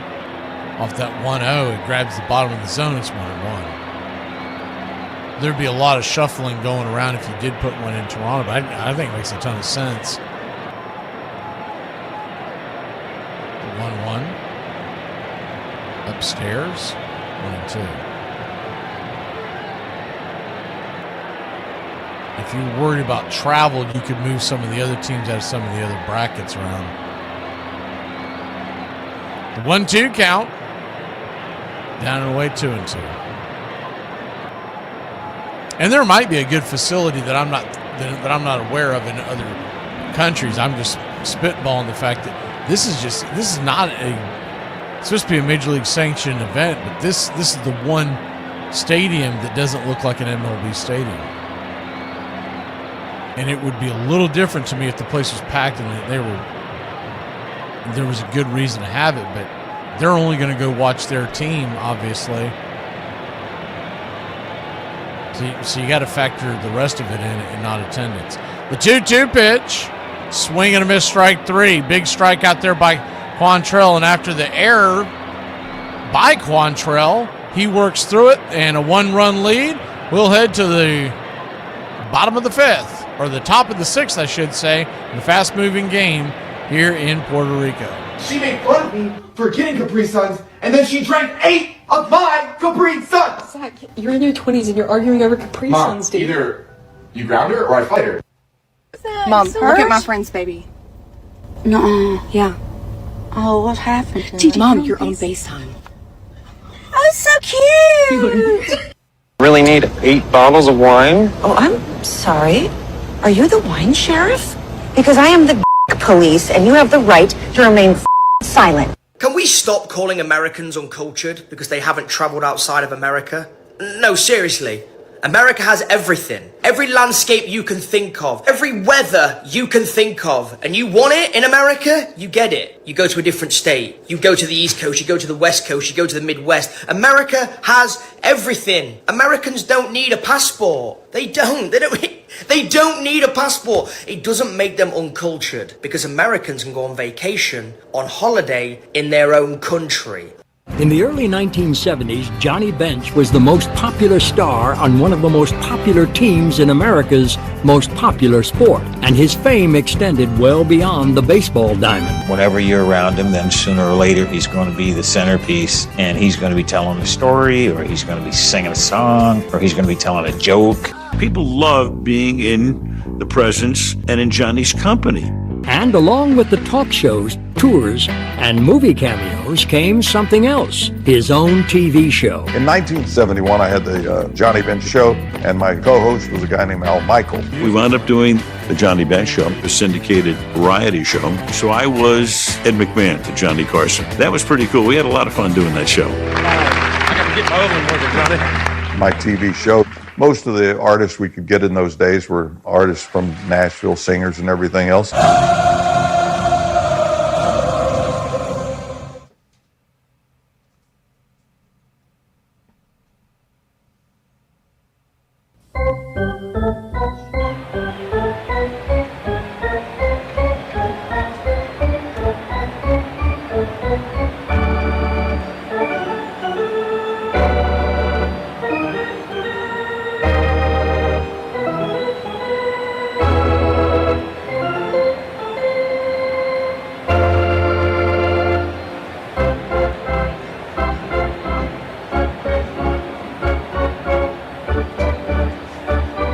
First pitch from Rodriguez to Davidson.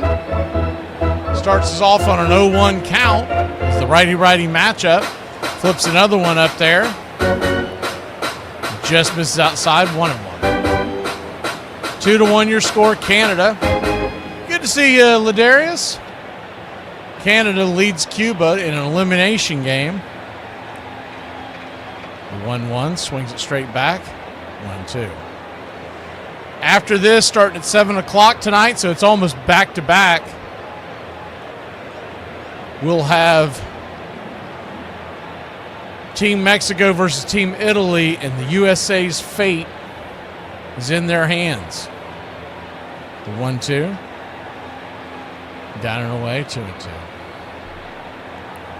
Put a link in the chat on our Facebook page, Braves Country Radio, or you can go to the post. The most recent post here on Braves Country Radio on YouTube that explains it. Is the 2-2 pitch, swing.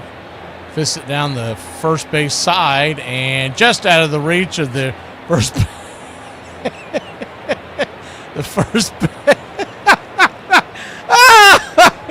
the first baseman, Yankee, that came in to score earlier.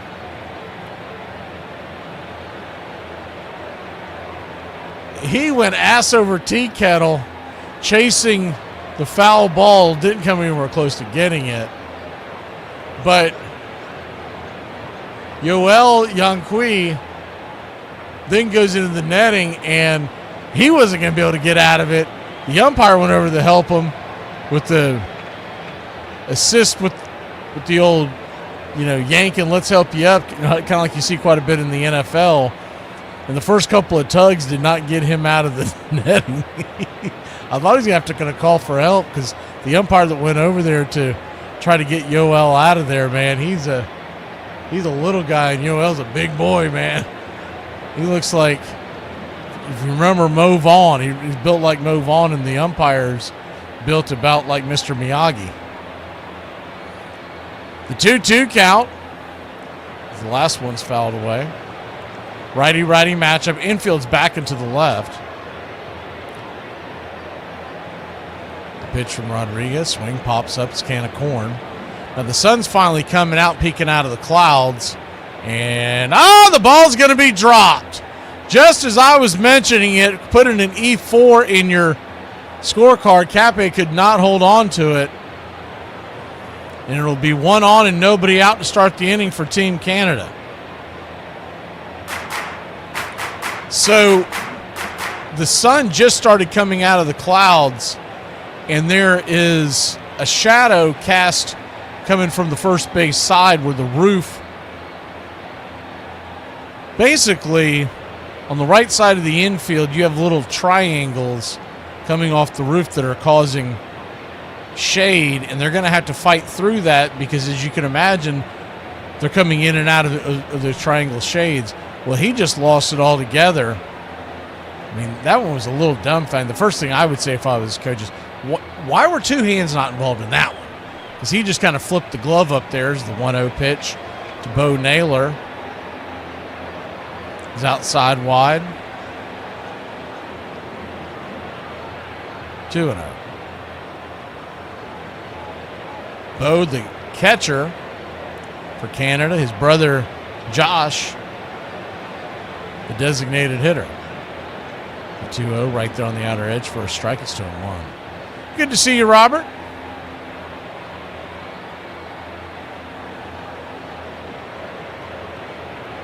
But with that being said about the shade and the sun, not only are the fielders going to have to fight it now. Now is the 2-1 swing, fouls it back, 2-2. There is a definite shade that is going over in between home plate and the mound. The batters are in the shade, and the pitcher is standing in the sunshine. By the looks of it, you got about another inning of that before it creeps back behind. The 2-2. Ball gets away, goes off the glove of the catcher. Perez will chase it, but man, he's got a long throw to make. They're going to throw it down to third, and making it all the way from first to third is Davidson.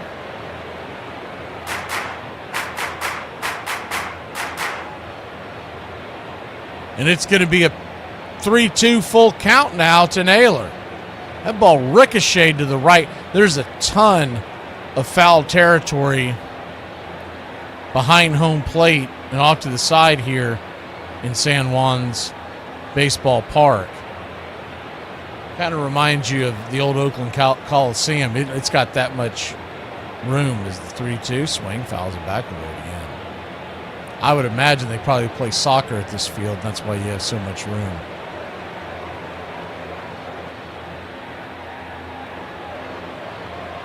I mean, Davidson, the first baseman, he does not have great speed, but he had time to get all the way around. He kind of has catcher speed, but good hustle. I think he was hoping the ball was going to get stopped because he's like, man, really? I got to go another 90 feet? The payoff pitch, swing, pops it up. Back behind home plate in between third. Here comes the running attempt. Another gaff defensively for Team Cuba. It'll fall to the ground, and Naylor will live to fight another day. So, wow. That one was a little more tougher on the fly, and honestly, the third baseman, Mercado, should have came over and called for it because he had a much better vantage point. He just peeled off when Perez was calling for it, but with a catcher's glove, and you're going to have to backhand it, and you're fighting the sun and the shade, I mean, that's Mercado's ball. He's got to take charge.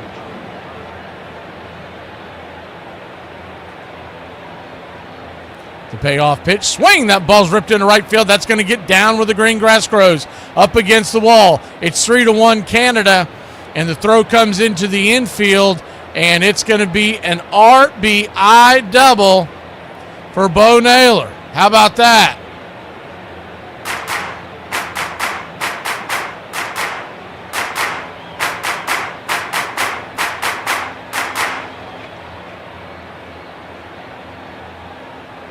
So the way it breaks down, Ladarius, if you want to take a look for it yourself, we've got a post here on Braves Country Radio where they have the posts now.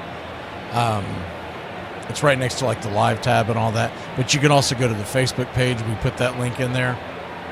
If Italy wins, we're in the USA.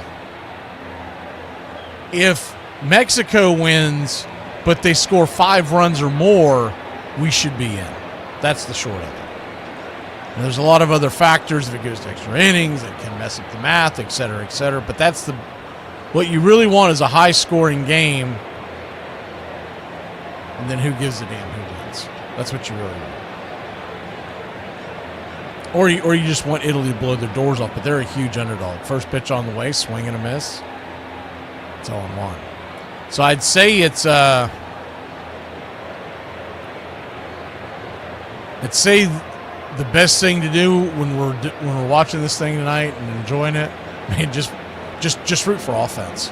The 0-1 pitch, swing, chops it down the line. So, for instance, to simplify that a little bit, if Mexico were to win like 8-1, the U.S. is in. But if Mexico were to win 3-2, we're out. They've got to score 5 runs or more. Some are saying it could be 6, but that's if it gets to extra innings. It should be 5 and you're in. The 0-2, swing and a miss, strike 3. The ball got away a little bit, and Clark took him a second to realize that he'll jog down to first, but he's out. Well, wait a minute, what's going on here? The umpire's making a call. Oh, the catcher used his face mask to corral the ball. I didn't see that. You can't do that. Man, there is just dumbassery going on. There's no other word for it. Any kid in Little League knows that. Let me see. He takes off the glove. Yeah, he took off the glove and then scooped it towards himself. You can't do that. So what that should do, unless the WBC rules are much different,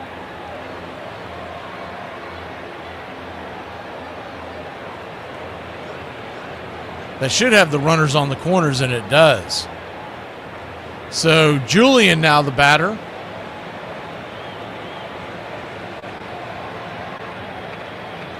First pitch on the way is right there on the outer edge for misses for a ball. It's 1-0.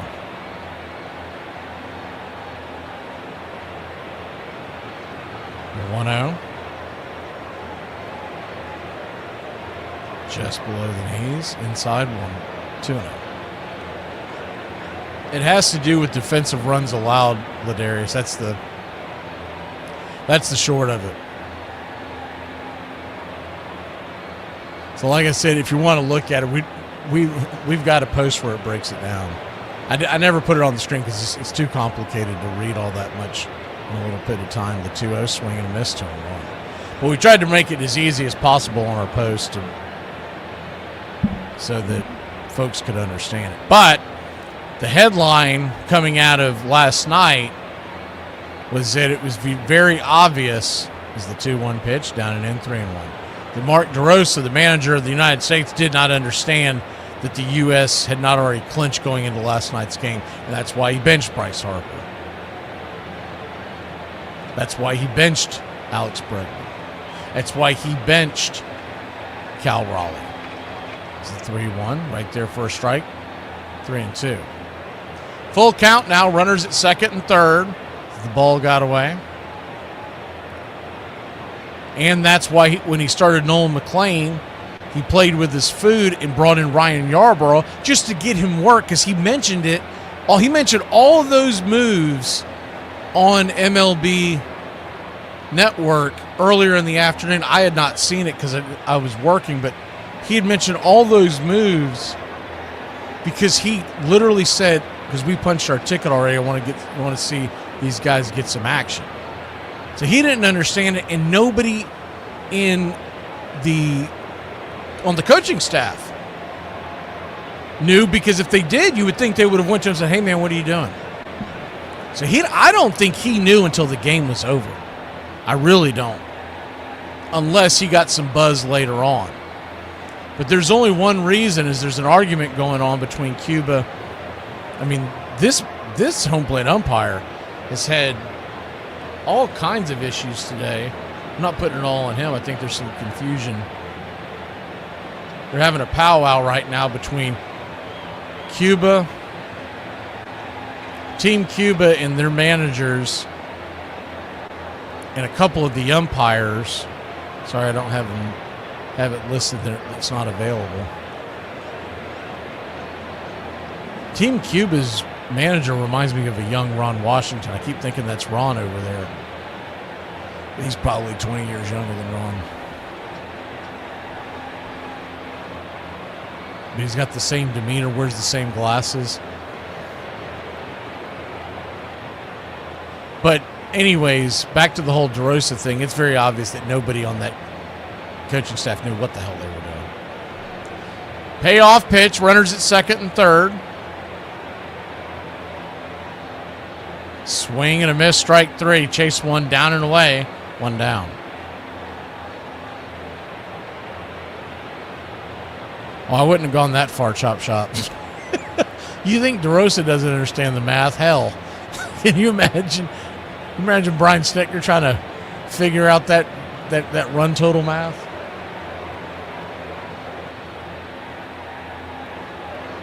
But they should have had at least one dork on the bench with the pocket protector that knew what was going on. As the first pitch on the way to Lopez, as we go back to the top of the order, swung on and fouled back. It's on 1. Otto Lopez is only batting 154 in this series, but Otto Lopez is an exciting young shortstop for the Miami Marlins. The 0-1 pitch, high and out of the zone, 1-1. Yeah, that's not possible. They're not really able to do that, Donde. Baseball is so much more difficult than a sport like basketball or football. You know, you could collude in those sports. You can't really do it in baseball. 1-1. Swing, chops it through the hole, and that ball's going to get through for a base hit. 1 run will score. They're sending the runner, heading to the plate, and he is safe. And Canada has taken a 5-1 lead.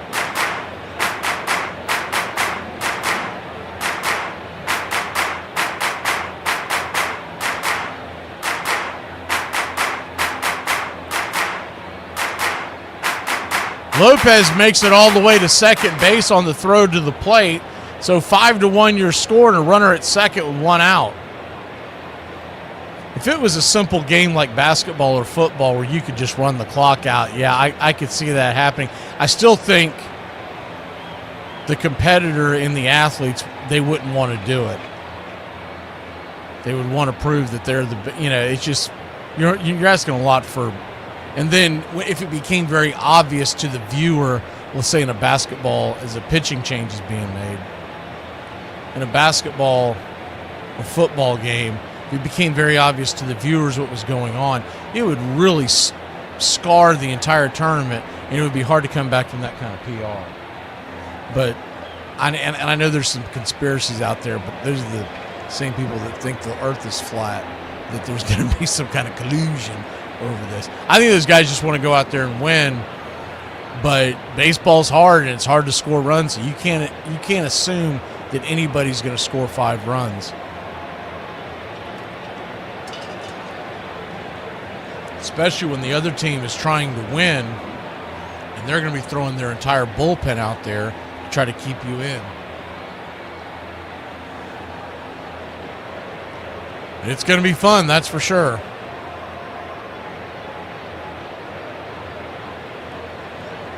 Five to 1 your score, top of the 6th. He just went to a break. We're awaiting a pitching change here for Team Cuba.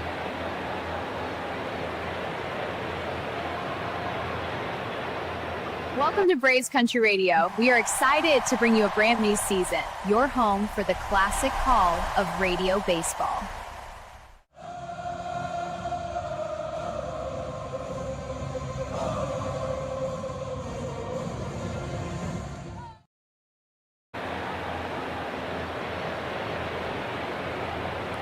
Major League Scoreboard, not that these games necessarily matter, but you might be curious. Or if you're like John Chop, you might have put this month's mortgage on it. Astros beat the Marlins 4-1. Orioles 7-2 over the Pirates. Braves beat the Rays 5-3. Nats 3-1 over the Cardinals. Twins 2-1 over the Tigers. The first pitch on the way. Swinging and miss by Josh Naylor, the designated hitter. It's 0-1. Game's going on right now. Giants blanking the Orioles 4-0 is the 0-1. Right there on the outer edge. It's 0-2. Darian Nunez, 6 1/3 innings. So far in this tournament, he's given up 5 runs. The 0-2, swing and miss, strike 3. 96-mile-an-hour fastball, 2 down. Reds on top of the Brewers, 3-2. These are all the Cactus League games. White Sox blanking the Angels, 4-0 in the 4th. Rockies and Mariners, 4-2. Seattle. And the A's 3-2 over the Diamondbacks. That's in the 3rd. They're doing you talk about games not going to get any views tonight. Blue Jays and Yankees 6:35, so 25 minutes before the game we're all talking about starts. The 0-1 inside 1-1. 1-1 count. So they did the okie doke on the fans too, because originally tonight's game was supposed to be on that free streaming, that Tubi TV, and they took it off it and put on the paid FS1 because they realized that everybody wants to watch it now. Originally, tonight's game was supposed to be free. they did that overnight. They flip-flopped. The 2-1 count. Swing pops it up. High in the sky. F4 on your scorecard. This time, Cappe will hold on to it, the second baseman. He's still kind of nonchalantly just flipping that glove out there, waiting for another error to happen there. We'll be back in a flash, 5-1. Oh, Canada, over the Cuban Missile Crisis. All right, I done got into my raisin rum cake I got for Christmas. It's gluten-free. It's also raisin and cake free. Yeah, it's just rum. Who'd you say did the electrical work? Oh, that would be my nephew, Thomas. He's very handy. What year did his house burn down? Oh, about 2 years ago. How do you know his house burned down? These 6 days between Christmas and New Year's are the only time of year that you should strive to do absolutely nothing. Make zero progress. Take all the time off. Take a vacation from your vacation. Be the least impressive version of yourself. Got to play golf with Arnold, and we walked the fairways together. And he would say hello to people. Hi, how you doing over there? Look at that one over there. Oh, how you doing over there? And you know, he knew how to made people feel good, made eye contact. And I think I learned a lot that day about what it was to be famous, but at the same time, let people in on what you are and who you are. If Arnie could teach Johnny a course on charm, maybe those lessons could be used on visits with another mentor. He talked to my players a lot over the years, and he would always have something to say that the kids loved. And the kids loved it. I think Johnny Bench had a way of relating to the American public. People gravitated toward him because he was such a great athlete, and this guy was the real deal. Your home for the classic call of Braves Country Baseball.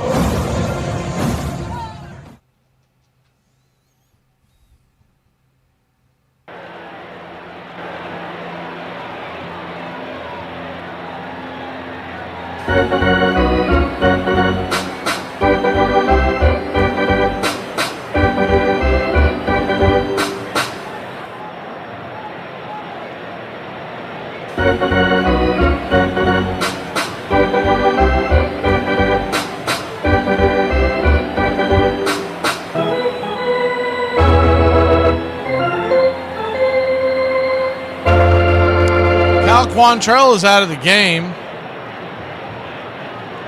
And it's going to be Indigo Diaz, right-hander, Double-A Somerset is where he spent his year last year. First pitch on the way is in the dirt. It's 1-0. I have to look this cat up. He looks young. Roel Santos is at the plate. He's 0 for 10 in the series. The 0-1. 95-mile-an-hour fastball just misses inside 1-1.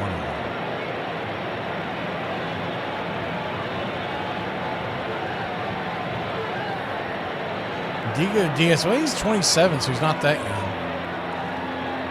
2-0. Inside. 3-0. North Vancouver, British Columbia, Canada is where he was born in 1998. He'll be 28 years old in October is the 3-0 right there for a strike three run. He was drafted by the Atlanta Braves in 2019 in the 27th round, back when they had that name. 817th overall pick.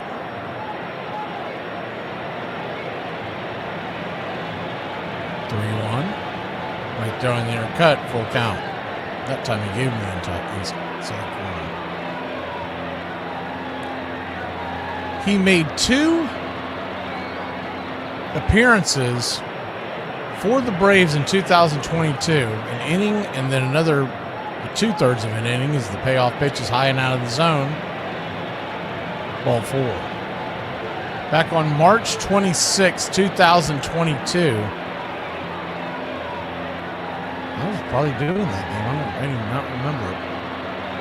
Oh, I'm sorry. That's why. Okay. They were showing the spring training numbers.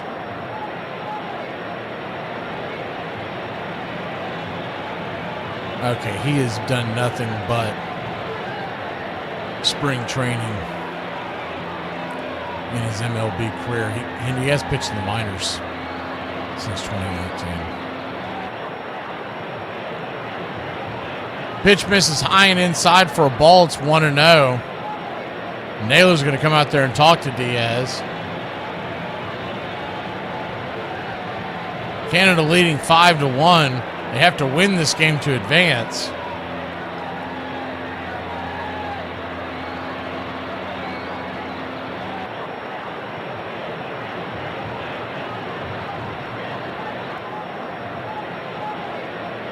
The 1-0 count. In the dirt, 2-0.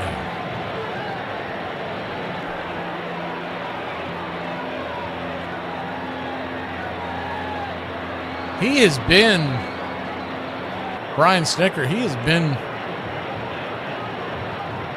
very visible in spring training, but all I ever see him do is sit there and watch the game right around his golf cart and whatnot. He's the 2-0 right there for a strike at 2-1. I'm sure he's trying not to step on Walt Weiss's toes. And I can't imagine what his day-to-day operation will be once he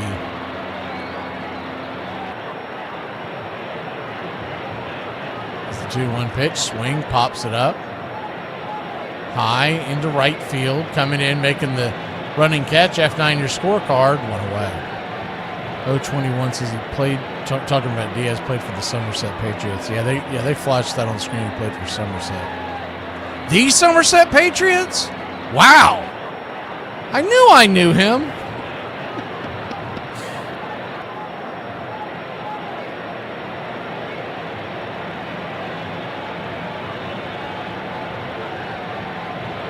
One on, one out. Here in the 6th inning, and 5-1 your score. Pitch to Moncada, the number 2 hitter, is right there for a strike. It's on 1.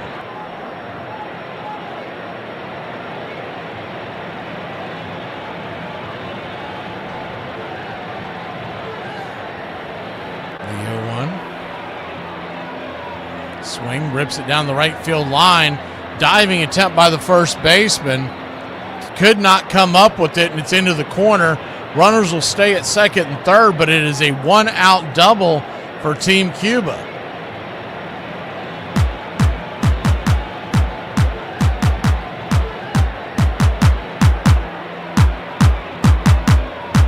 Hard hit down the line as Moncada coming up a little lame there at second base. They're going to go out there and look at him real quick. That is Juan Moncada, for those of y'all who probably followed his career, mainly known as a big prospect that never prospered for the Chicago White Sox. And he has been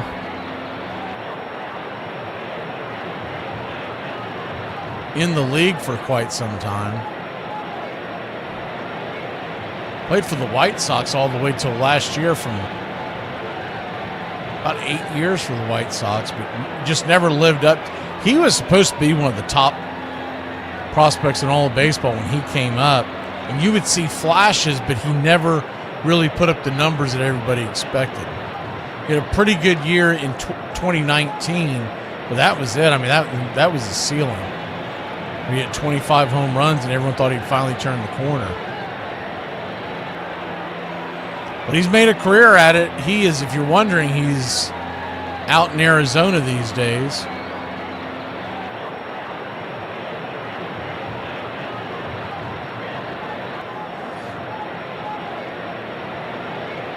I'm sorry, not Arizona. Angels is who he signed with.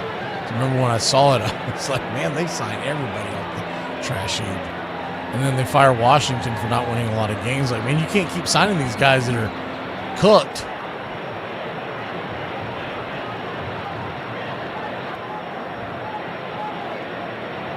So Martinez will come to the plate. He's the number 3 hitter. Ariel Martinez. Got Despain on deck. Yanqui in the hole. The first pitch on the way is up top for a strike. It's 0-1. I would think Team Canada's got somebody working in the bullpen, but they don't have any cameras on them right now. Canada 5, Cuba 1. We're here in the bottom of the 6th. The 0-1. Go around. He did not 1-1. There it is. They're showing it now. Southpaw Adam Mako is warming up in the pen.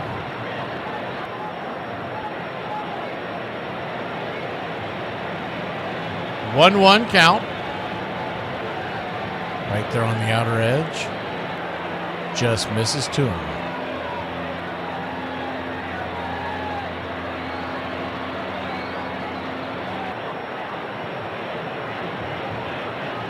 Five to 1 your score. The 2-1 count. Swing, slaps it to right field. That's down for a base hit. One run will score. It's 5-2, and they will hold the runner at third. Go station to station, trailing by 3.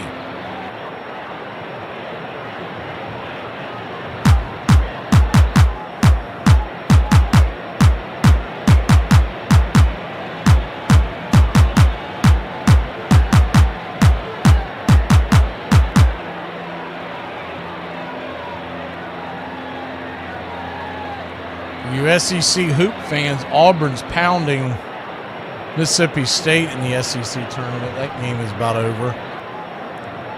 And Cincinnati has a pretty good sized lead on Central Florida with just a few minutes left in that one. Alfredo Despain comes to the plate.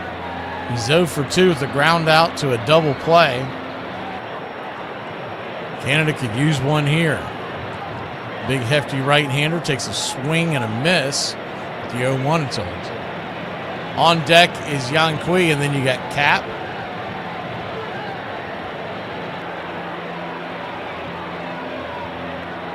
And Gibe, as Despagne will call for a timeout.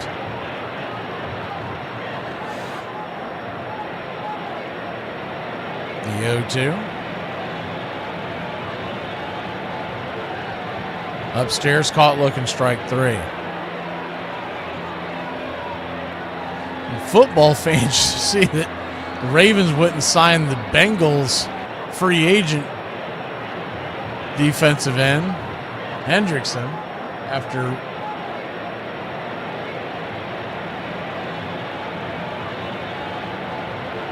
canceling the trade with the Raiders. And now the Raiders, who have already spent a lot of free agent money, they've got to find a partner to take.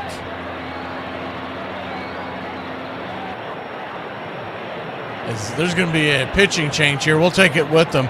We'll be back in a flash, but the short of it is the Raiders are screwed, and the rest of the league knows that they're going to take advantage of the fact that they got to move them, and they won't be getting the king's ransom they had gotten before. Mother thinking I can't live without them. Is your name Oxygen? I've never seen a bartender efficiently run a bar remote. It's like they're reading a remote in a different language. Yeah. And they can never just hold the remote in front of them. You love France. You what? I love France. This song. I hate France. I didn't know that one. France? How in the name of God can anyone hate France? They got beautiful women and they got wine and 400 different kinds of cheese. Yeah, so is Fort Worth. Said that he has been demoted to the second most country Panthers player. How does it feel to take over the #1 spot right there? Oh, man, I really and truly, man, I don't even think I'm country, man. That's what a lot of folks like to say. I think I'll speak regular. You think I'm a good dancer? Okay. You said I'd break it down. And I said you're having a breakdown. Well, what happened with Ralph, it was funny. He said to me, "Could you pitch every 4th day?" And I says, "You're damn right I can." Houck knew that the other key for the team was Mantle. His approach to his top slugger was more psychological. When we come out of spring training, Ralph had told me, whatever you do is what we're going to do this year. I was really up, like a high school football player, you can get up. And he started making me feel like that I really was the best there was. Many thought Mantle already was the best. A Yankee since 1951 and the driving force behind their latest dynasty. He threw better than anybody ever threw in baseball. He hit baseballs further than anybody had ever hit in baseball. He hit these long, majestic, towering fly balls. Seemed like miles and miles away. Mantle hits a high fly ball. It's deep left center field. It's way out there. It's way out there, and it is in there. I mean it's in there.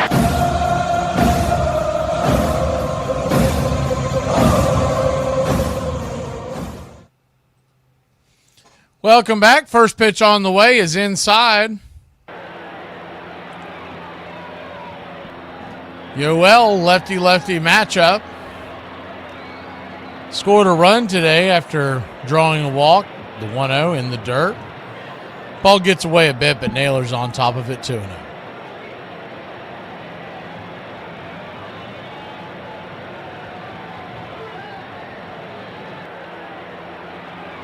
Two-0 count.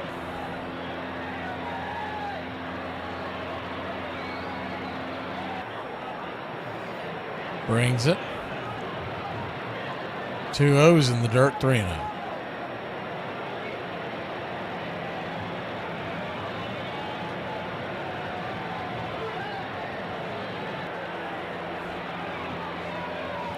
Adam Macko,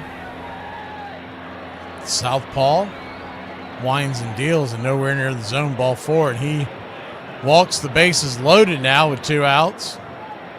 Adam Macko, born in Slovakia, but plays high school baseball in Canada, in Alberta. Drafted by the Mariners in 2019. And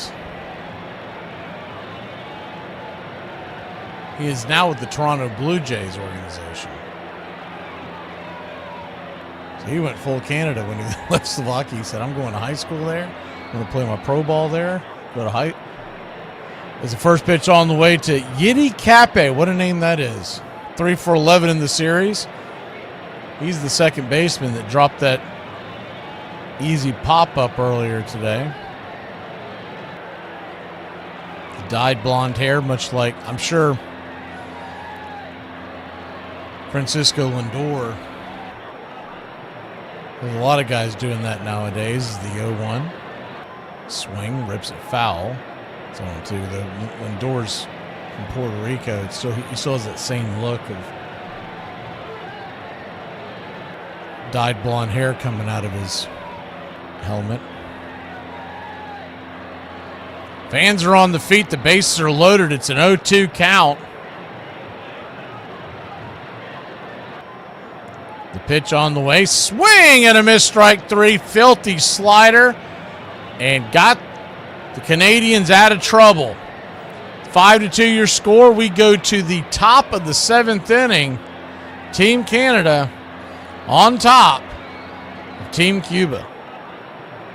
In February of 1982, the New York Mets pulled off a trade to the Cincinnati Reds for George Foster. George Foster, who not all that long ago hit 52 home runs in a season, former MVP, the first really big acquisition for the Mets. And then they announced that they're signing him to a $2 million per year contract, the biggest contract in team history. And they hold a press conference. And during this press conference, George Foster warns the planes taking off from the local airports that they better watch out because of the baseballs he hits are going to be really high. Well, that first year in 1982, the Mets suck, and George Foster hits 13 home runs and has 70 RBIs. And making matters worse, he doesn't sign autographs for fans, and they just start hating him. As the team gets better and better, they add Hernandez, they add Carter, Gooden's emergence, Ron Darling's emergence, etc. The Mets get in a fight in 1986, and George Foster's the one guy who doesn't join in. He stays on the bench, and that does not play well with the team at all. Then in 86, he accuses the team of racism because they give Davey Johnson, the manager, gives more time to Kevin Mitchell, who is also black. During the 86 World Series season, they dumped George Foster. He was just an absolute disaster, horrible with the fans, horrible in the clubhouse, etc., etc. I mean, you can close your eyes and watch him speed over the outfield and make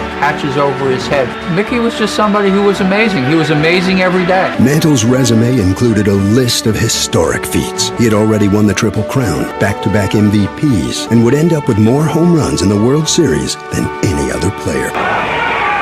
There's one for safe there. It is going down.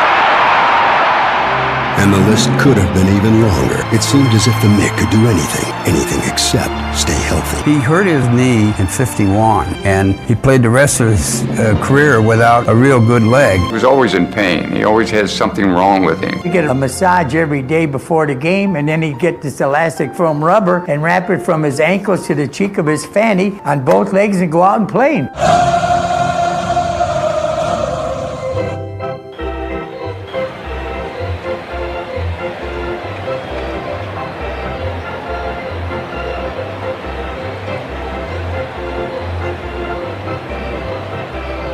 Welcome back. Toro lead it off.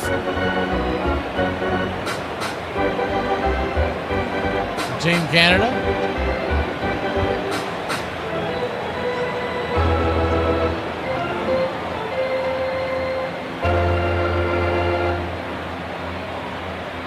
Pitch on the way is down and in from Nunez. It's 1-0. Lefty-righty matchup.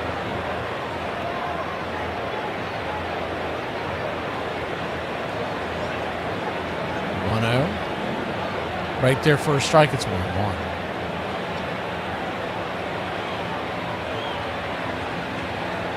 1-1 count. In the dirt. Now 1-2. Or 2-1, excuse me. It's going fastball, changeup.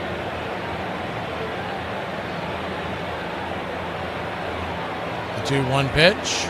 Swing and a miss upstairs, 2-2.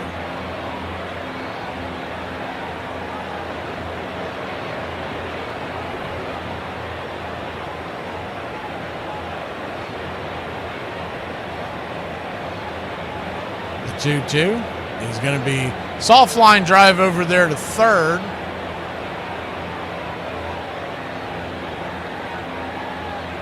L5 in your scorecard. One away. Winner of this game moves on to the knockout stage, which will take place quarterfinals Friday and Saturday. We'll have the call here. Those matchups obviously yet to be determined, as the first pitch to Casey is down and in for a ball. It's 1-0. Owen Casey, 6 for 12 in the World Classical, the home run. 1-0. Right there on the inner track, it's 1-1.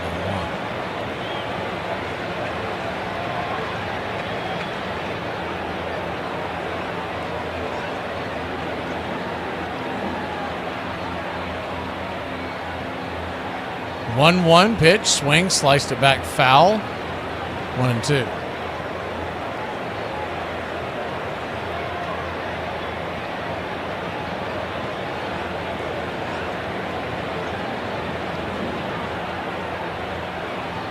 They set up outside, inside turns him around, 95 just below the elbow. 2-2 count now. Canada 5, Cuba 2, top of the 7th. The pitch in the dirt is down and in. So a payoff pitch now coming.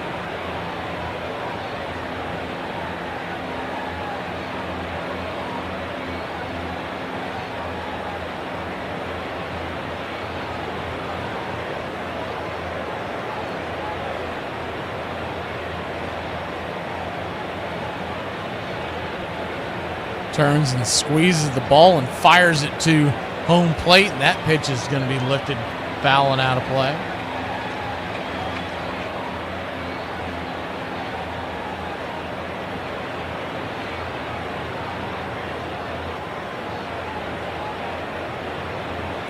The payoff pitch caught looking strike 3, punched out right there at the knees.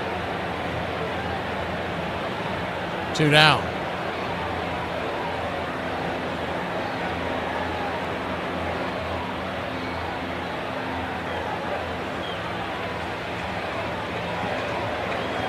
They froze him there on the outer track.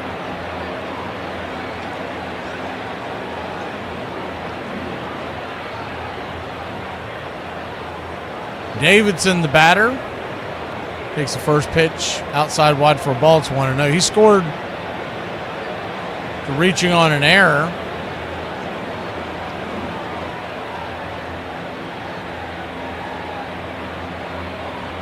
1-0, misses 2-0. It's back in the 6th inning. Canada, 5 runs, 7 hits, 1 error. Cuba, 2, 4, and 3. 2-0 pitch, swing, fouls back. 2-1. Canada made it a 1-0 game in the 3rd, and 2-0 in the 5th. Cuba answered back in the bottom of the 5th to make it 2-1, and then 3 in the top of the 6th by Canada made it 5-1. Cuba just answered back once again, 5-2 your score. The 2-1 pitch.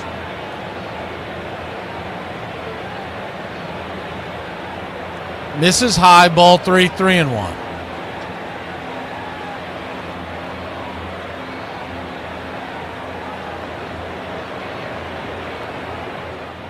The 3-1 swing and a miss, full count. The 7th inning stretch coming your way here in a second.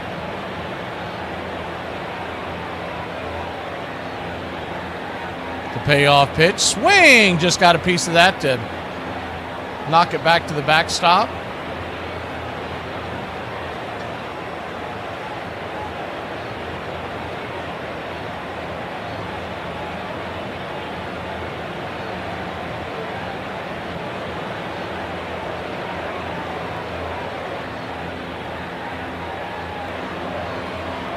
The 3-2. And that's going to miss. Ball 4. He'll head on down to first.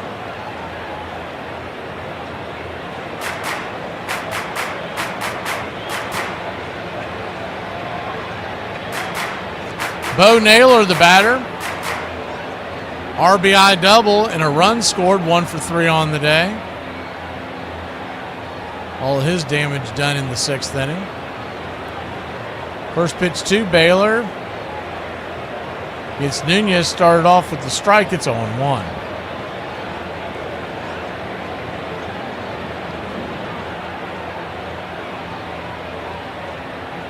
The 0-1.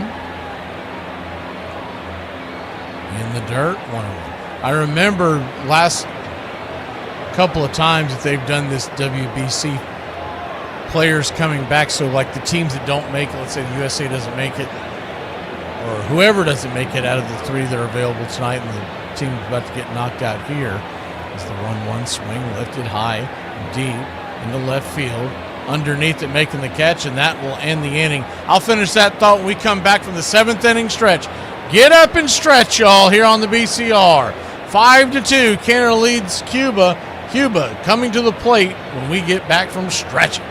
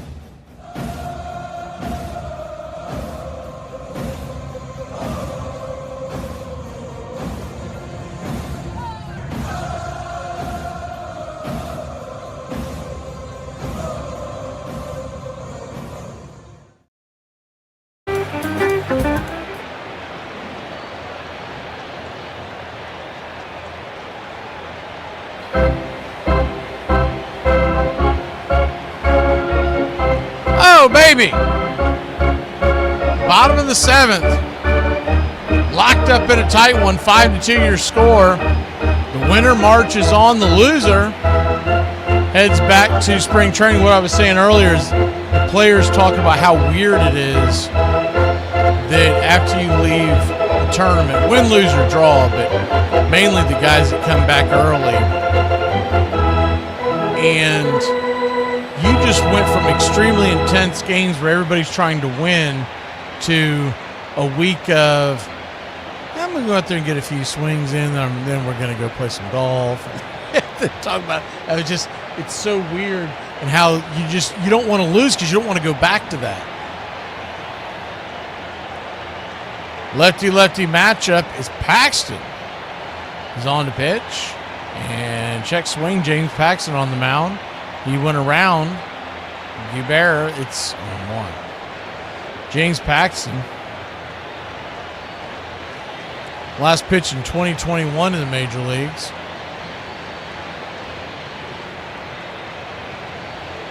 The 0-1. Down and away, 1.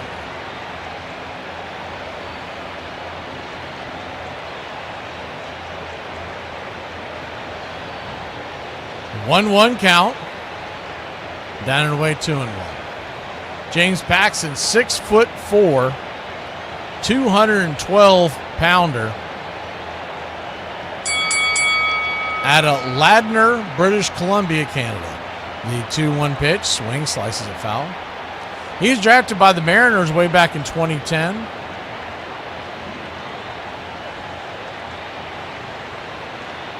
"37-year-old. And I'll be honest, I thought Paxton was much older than that. The 2-2 inside. I guess it's because he's always been such a soft tosser. You don't think of it. And he was in Seattle from 13 to 18, and then with the Yankees in 19 and 20. Then he went back to Seattle in 21 as the payoff pitch, caught looking strike 3. Got him at the outer edge. 1 away. Went to Boston. And then the Dodgers in the Boston once again. 2024. Really hasn't had a James Paxton type of year since 2019. Battled with a lot of injuries.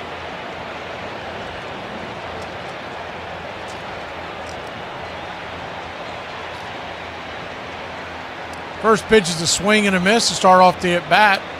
Against Hernandez, it's 0-1. Lefty-righty matchup. The 0-1 in the dirt. Backhanded. 1-1.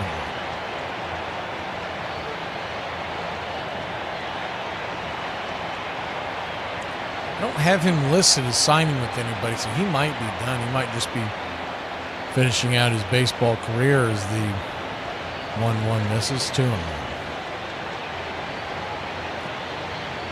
He was smart with his money. He made quite a bit of hay on a couple of those, especially that big deal that he got is the 2-1 misses. 3-1.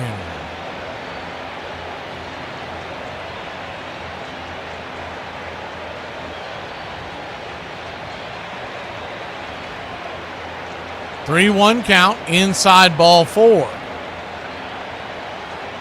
So he'll head to first, and it's 1 on, 1 out.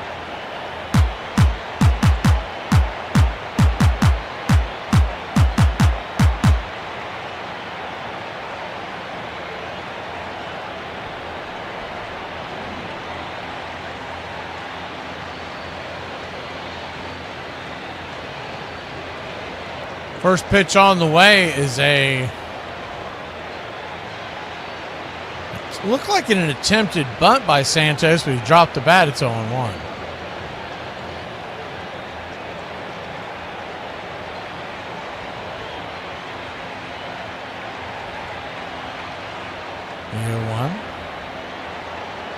Slider way down and away. 1-1.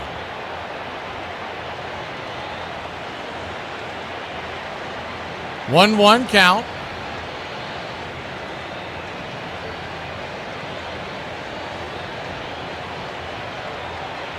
Kicks and fires. Swing, chops it over towards short. It's going to be a 6-3 put out.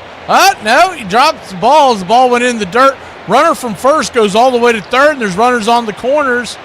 And only one out, so a defensive error could open the floodgates here.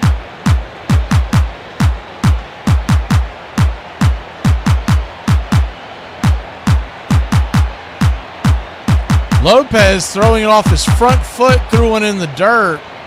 Davidson trying to backhand it, could not get a hold of it. The runner at second was sliding into second. He was on the move. He was at second as the ball was being thrown. So when the ball got away at first, he quickly jumped up and head first slide and got in there. The runner's on the corners now and one out. And we're going to get a pinch hitter here.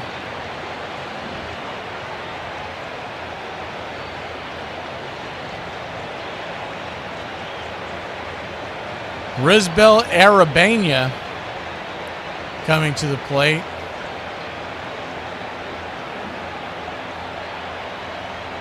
The only statistics I have from him is from way back in 2014. We don't have it up there. There it is. He is about to turn 36 years old. First pitch on the way is swung on and fouled back out of play. It's 0-1.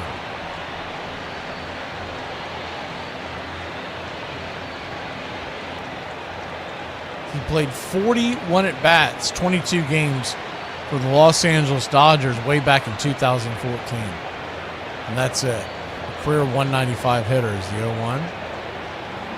Down and in, 1-1. So in theory, these two could have met each other before in interleague play when he was at Seattle and Arabena was at the Dodgers.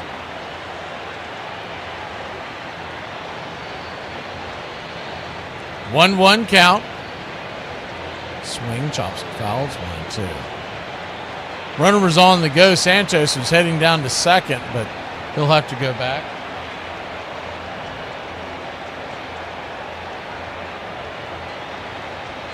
Cuba trails 5-2, but the tying run is at the plate.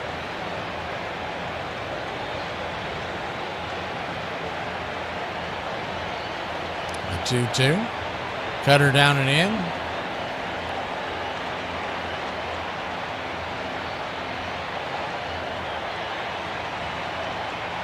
He's gone curveball, cutter, curveball, cutter.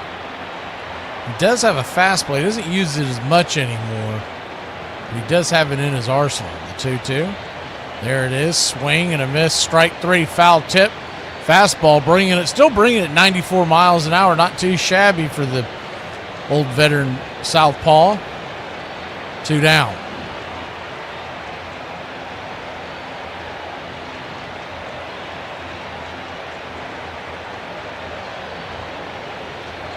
What are y'all talking about? My ears were itching at work. It means somebody is talking about you.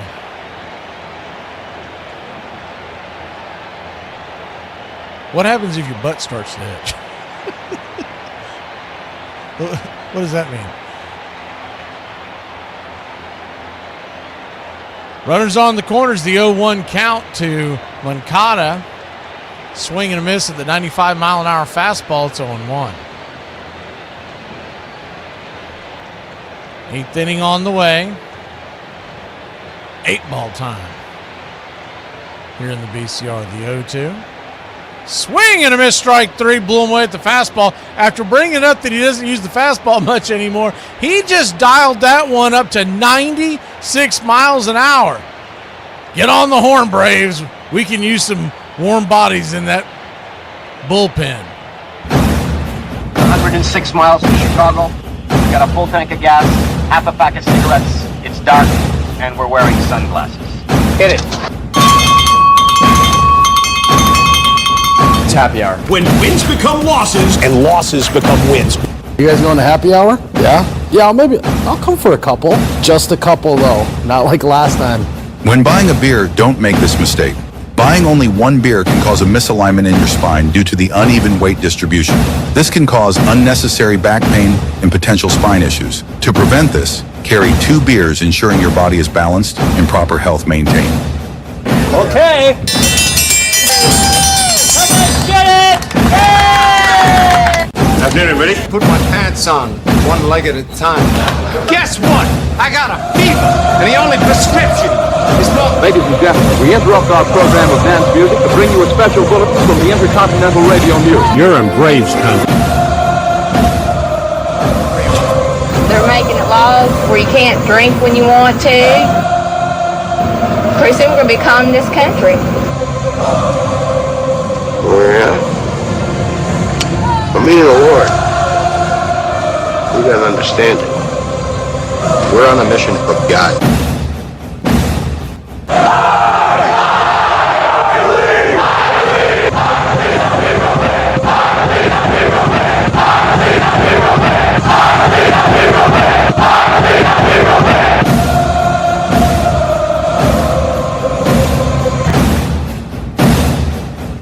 If you want to stop me, you're going to have to kill me!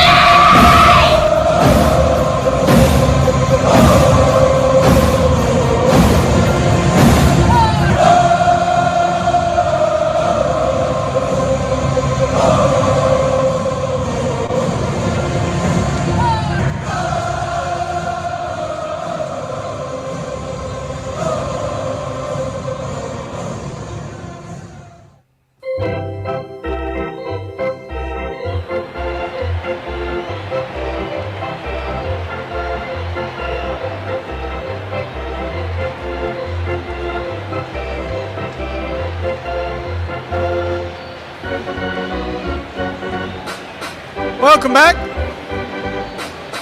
Juan Lopez on for Cuba. Right-hander.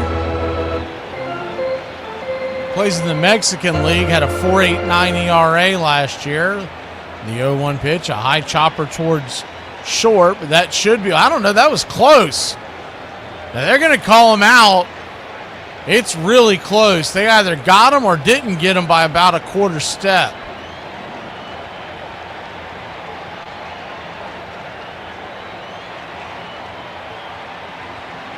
Clark was busting it down the line. They are going to review this. Ooh, I think he's safe. The shortstop over there, Vargas, for Cuba, kind of nonchalantly, when he got the ball, just kind of flipped it. And it had a little bit on it, but not quite enough mustard when you realize how fast that Clark can run. And Clark was busting it. I think, actually, I know he's safe. I just don't know if they're going to overturn it. Because you can see his foot hit the bag before the ball hits the back of the glove. We'll see what happens here. They're coming up, and he is safe. So how about that? Good hustle and lack of just kind of, I wouldn't say it was a lazy throw, but he didn't have the sense of urgency you would have expected.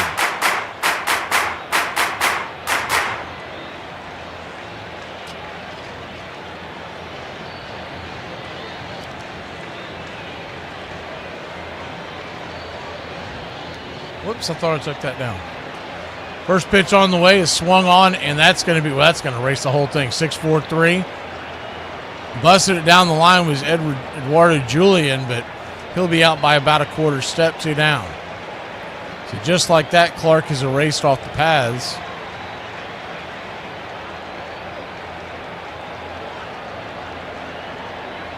Maybe it's just the way he throws. I mean, even that one didn't look like he was putting a lot of oomph on it.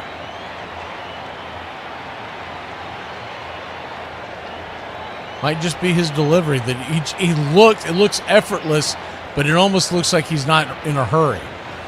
First pitch on the way is right there, bang at the knees. Good teardrop. It's 0-1.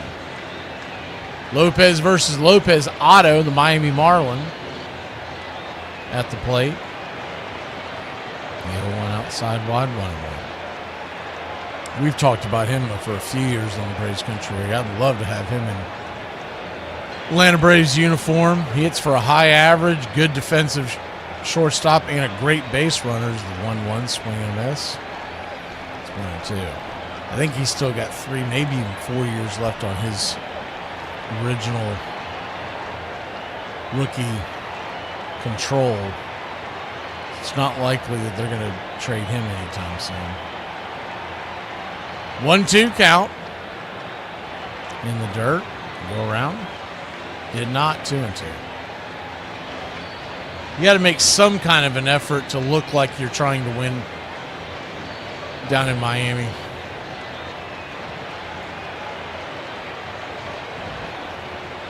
Con all 200 of the season ticket holders to re-up. The 2-2. Swing, slaps it foul. We'll do it again. Central Florida outlasted Cincinnati in overtime. 65-66 the final in the Big 12 tournament. The 2-2 chops it foul. March Madness. I saw some dope. So I guess he was going to Washington,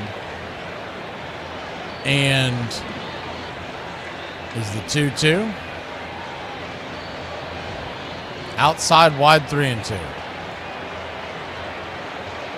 Clay Travis is who I'm talking about. He was talking about being able to go talk to the president about sports, and he had a bunch of people say, if you had one thing that you would want to change in sports, what would it be? But his thing was that he wants to, is the 3-2 misses Hyatt outside wide ball 4. So he heads on down to first. With 2 outs, a runner on first. It'll bring the number 2 hitter, Josh Naylor, to the plate. But Travis, who is, he's been a Fox Sports radio host for years, and he's got his Outkick thing and everything. So it's not like he's not a sports fan, but his idea is just dopey. Is the pitch on the way is swung on to Naylor, and a sliding attempt out there in left field by Martinez will not come home. And here comes the throw all the way into the infield, and going first to third is Otto Lopez, and Canada has made it a 4-run game. Wow. Lopez. Martinez trying to make the sliding catch out there in the outfield. It just shot out of his glove. And I don't know how, but Naylor's only at first. He must have been Ozunaing it out there. The ball kicked away. I mean, that's... Josh Naylor's not the fastest runner, but it's definitely should have been at second base. But nonetheless, 1 on, 2 outs. Anyways, he said that he thought they should move college basketball back and go to May Madness, right? And it's because he's just a football fan, and he thinks that the world should revolve around football, and he wants college basketball's regular season to not interfere with football, which couldn't be a dumber idea if you were trying to sabotage the sport. The 1-1 pitch, swung on, chopped over to second. He'll step on the bag over there at second. It's Cape, and we'll head to the bottom of the 8th. Canada put 1 on the board. They're up by 4. We'll talk more about that nonsensical idea when we return. I will never, ever, ever apologize. I am the least sorry person that you've ever met. I'll do it again.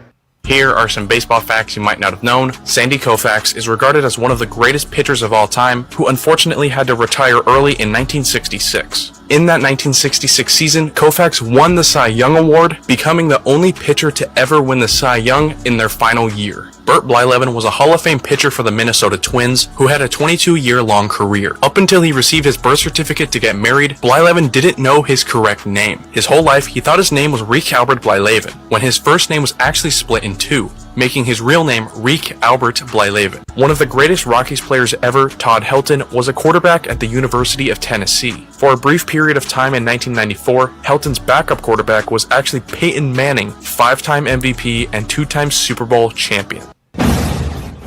Hey, Braves Country, this is Mac McGee with Braves Country Radio. We are bringing you pitch by pitch, play-by-play of your Atlanta Braves all year long. Please like and subscribe today. It helps us bring you more of the game we all love. Braves Country Radio, your home for the classic call of Braves Country Baseball.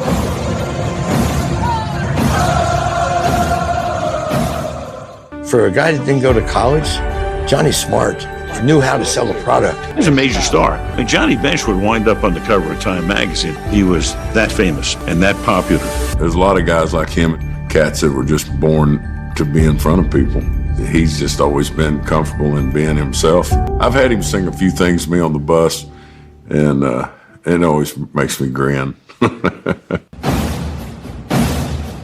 What's up, Braves Country? Looking forward to a great Atlanta Braves season. See you off the ballpark. Look up.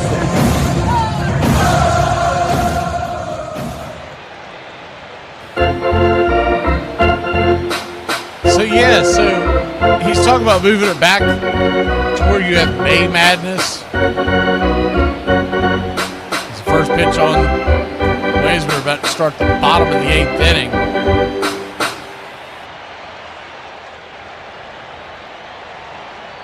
Like I said, Peter, duly noted. First pitch from Paxton is inside for a ball. It's 1-0. Thank you for the contribution.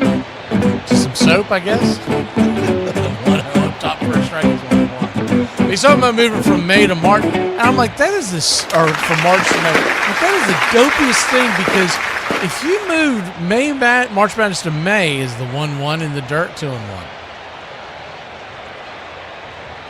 Think about the fact that now you're going up against the NBA playoffs, so you're asking basketball fans to pick one or the other. Well, that's a disaster waiting to happen. Is the 2-1 pitch, swing, chops it over the third. It's going to be a 5-3 put out. One away. And even if you prefer college basketball, just realize a lot of people prefer the National Basketball Association. So, regardless, you're going to be competing for your same fans that typically they watch March Madness and then they transition over to the NBA playoffs. Now you're asking them to choose, so that's stupid. Then you got the hockey fans watching their playoffs at that same time as the first pitch is right there for a strike. It's 0-1. Baseball's in full swing, so you're not going to get me to watch either one of them. But I'm out on college basketball if all of a sudden it starts interfering with the middle of baseball season. 0-1 fouls back, it's 0-2. And, oh, by the way, you've got, what is it, the PGA Championship now that's in May? Is the 0-2 swing and a miss? Strike 3. So you're going to have all those fans are going to have to decide. And a lot of those fans, they love golf. They're not going to turn it off to watch random basketball teams they don't care about. See, it could be a dumber idea for the idea that, because his whole thesis was that that's how you build college basketball, is get people to watch the regular season more. As the first pitch to Yoel is outside for a ball, it's 1-0. Well, the problem with college basketball, everybody gets in the tournament, so nobody cares about the regular season. The 1-0 right there on the outer edge for a strike, it's 1-1. So if you are a college basketball purist, there's not that many out there, considering percentage-wise it would take it over other sports. Even you've lost interest in the regular season. 1-1 count, outside wide 2-1. A ton of people watch it. Yes, they does. They does be watching. The 2-1, right there at the knees, 2-2. I mean, people even watch NASCAR. I watch it once a year when the Daytona 500 turns. I go, all right, then. I remember why I don't watch a lot of this. The 2-2, fouls it back. We'll do it again. But a major championship, I mean, they get big time. So anyways, the whole point is nothing goes on in March. That's why it's a perfect time. It was always a perfect time to do it. The 2-2. Fouls that back.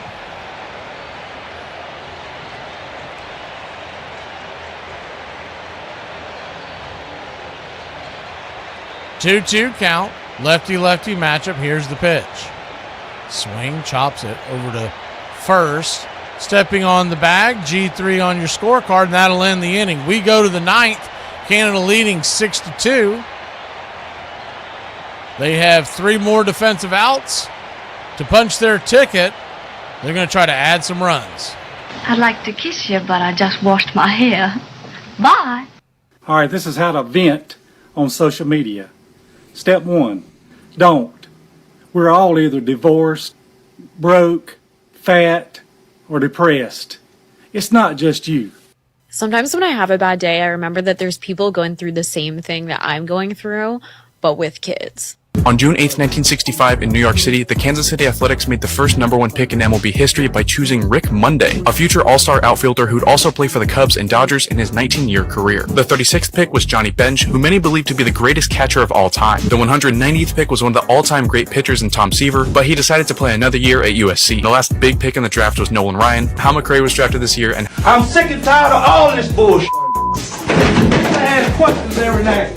The Big Red Machine entered 1975 as the class of the National League as usual, but defeats in the World Series in 1970 and 72 had been followed by a stunning playoff loss to an underdog Mets club in 1973 and a second-place finish in 74. For all of their talent, the team still had not won a World Series title. It was hard for us because we think we can win all the time. But in 75, we put everything together again, and we got one of the greatest thing ever. The Reds would win 108 games in 1975, the most by any National League team in 6 decades. For his part, Bench led the club with 28 home runs and 110 RBI. The Reds then swept the Pirates in the NLCS. The Reds win the National League Championship. To set up a meeting with the Boston Red Sox in the World Series, where it felt like all the pressure was on Cincinnati to finally get it done.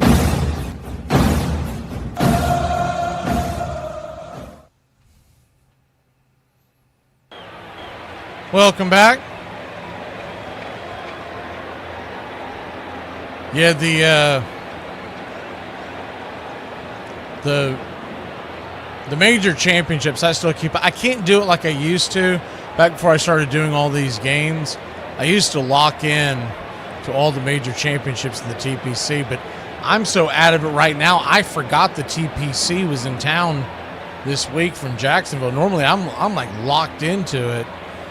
I'll try to watch some of it this weekend, but there's only so many hours of the day as the first pitch on the way is inside for a ball down, and then it's 1-0. But I still enjoy the major championships, especially like the back 9 on a Sunday. It's 1-0 right there inside, 1-1. Especially if you've got a really good, 2 or 3 guys chasing each other down, or something historic's going on. That one what was the last one Tiger Woods won? Was that 2018 or 2019? He won the Masters. I mean, that was fun. The 2-1 pitch, swing, pops it up. High into left field, drifting. Oh, the ball's going to drop. Another defensive error by Cuba. I don't think they're going to call it an error because they didn't touch the ball, I don't believe, until it hit the ground. But Martinez misplayed it, and it is a leadoff double, no matter how you shake it, for Team Canada. A defense is going to be why Cuba's going to be kicking rocks. I don't know why he stopped. He was calling it in, although I'll tell you what, Ribule came in to play shortstop on a defensive change a couple of innings ago. That is the 3rd time he's been involved in a questionable deal at defense. And that time, he ran back there, and Martinez is calling him off. You got to get the hell out of the way. He just kind of stood there with his head up his tuchus and was kind of in the way. Martinez thought he was going to run into him, so he looked down to see where he was, and the ball fell between. First pitch on the way is right there for a strike off that 1-0. It's 1-1 to Casey. The 1-1. Wind is whipping in from left now. Swing, chops it foul. 1-2. Clouds are looking dark too. If this goes to any kind of a rain delay, we gone. We got the big game coming up in about an hour. 7:10 first pitch will come on the air about 6:45. I'm going to come on bringing you the game right before the first pitch. Won't be doing lineups or any of that nonsense. I got to write all that stuff down, preserve my voice a little bit, but we're bringing you Mexico, Italy, and that's the big one. 7 o'clock is when it's stated, but we all knew that means about 7:10 for TV time. The 1-2 swing, rips it into right field. That's through for a base hit. That should score another run. They're going to bring him around. Here he comes to throw the plate, and they're going to cut it off, and it is 7-2. Oh, Canada.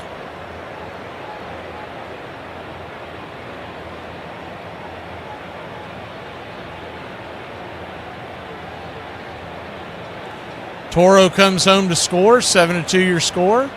Top of the ninth, still nobody out.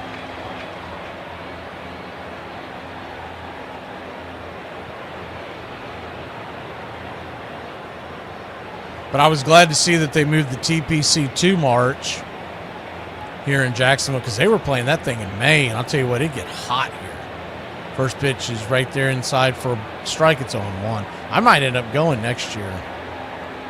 They end up with the MLB lockout and everything. We won't have the World Baseball Classic going on as the 0-1 pitch swing. Flips it over towards shortstop. That's going to be a 6-4-3 double play. Good execution there by the Cuban defense this time. 2 down. There was just no way for me to plan that this year. But you go from the TPC. April is the Masters. May is the PGA Championship. June is the U.S. Open. And then July, the British Open. That ends the major championships.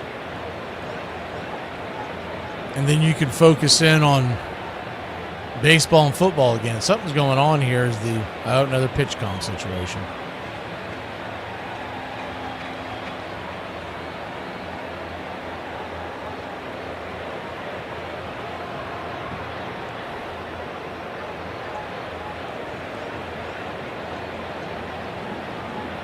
There just ought to be a rule implemented that if your pitch comm spits the bit, then you'll figure it out at the next inning. Because we only played this sport for 150 years without a pitch comm device. Keep it moving.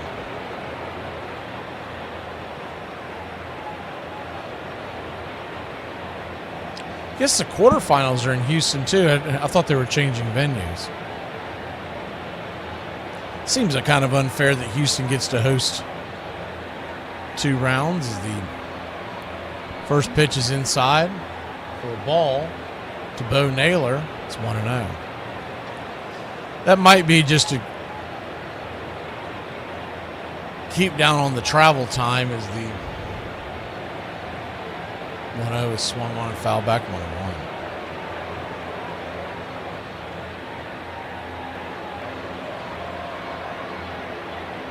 Here's the real reason why is the 1-1 pitch. Because that ball is going to be gerbled over towards second, 4-3 on your putout, and that'll end the inning. We go to the bottom of the ninth, Cuba trailing 7-2. If Brazil had a pulse, we wouldn't be sweating this game tonight. They haven't beaten anybody. We'll be back. Don't let Brazil in next time. Good Lord. I mean, I don't have an OnlyFans or nothing, but if you want a Zoom call, I'll sit on a cake and fart. I have Cash App and Venmo. We are not rehabs for broken men. We are not banks for broke women. We are farmers. Bum, ba, bum, bum, bum, bum, bum. Replace the word problem with the word opportunity in all your thoughts. Okay. I have a very severe drinking opportunity. All right, by show of hands, who is financially hanging on for dear life, and the only hope left is for one day the economy to improve? Until then, we are just surviving. What's the status of getting that quote over to Wilmington Logistics? I need that ASAP, please. Yep, so we should have it by end of day tomorrow, as long as we get the Matter Daddy on time. The what? The what? The Matter Daddy. What's the matter, Daddy? Nothing. What's the matter with you? There it goes, a long drive. If it stays fair, home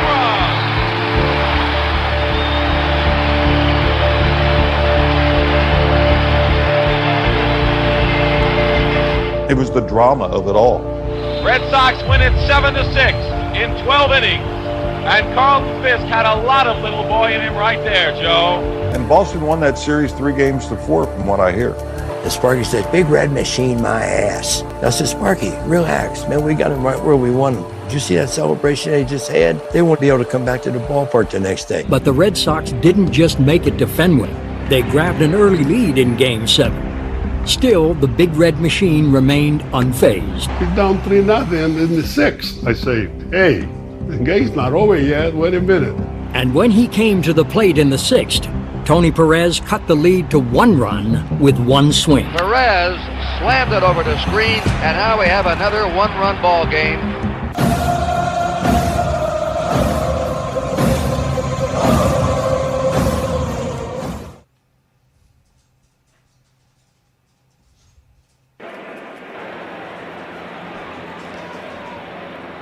Welcome back.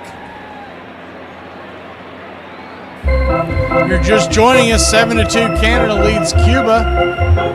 We go to the bottom of the 9th. Doubleheader coming your way next hour. Italy versus Mexico. Need Italy to win or Mexico to score 5 or more. That's the short of it. Welcome to New Math in the 2026. First pitch on the way to Nunez from Paxton. He's out there to try to close this one out. It's 0-1. Lefty-righty matchup. The 0-1 swing, fouls it back. 92, 0-2. I mean, why not? I mean, Paxton looked pretty good in that last inning. Welcome in, James.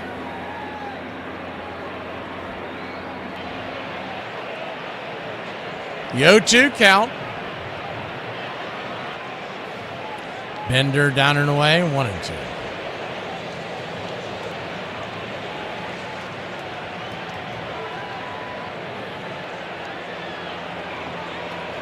Kicks and brings it.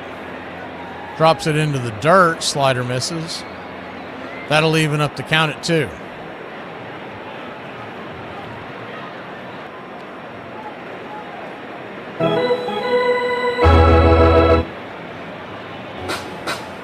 The 2-2, 94, high and wide. Full count. 7-2 your score. 7 runs, 11 hits. 2 errors for Canada is the payoff pitch. Caught looking strike 3. He got caught watching the paint dry. 94 right down the pike. 1 away. Cuba with 2 hits, 5 runs, and 3 errors. So a very sloppy game defensively. Some of it has to do with the wind out there blowing in briskly from left into right, but some of it's just plain old bad baseball. First pitch on there to Guiber, It's called for a strike on the outer edge. It's 0-1. Hey, good seeing you, Will I? What you talking about, Willis? Right there on the outer edge for a look like the changeup at 84. It's 0-2.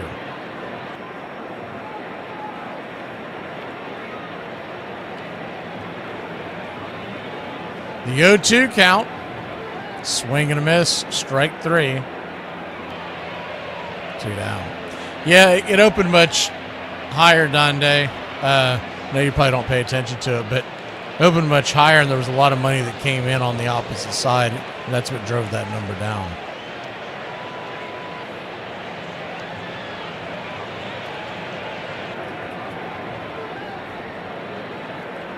But if you look at it, and just take this game for an example, as the first pitch to Hernandez is swung on and fouled back. It's 0-1. They've got a total of 9 runs here, and there's been 5 errors in this game. So this score was aided by errors. The 0-1 swing, swats it foul. It's 1-2.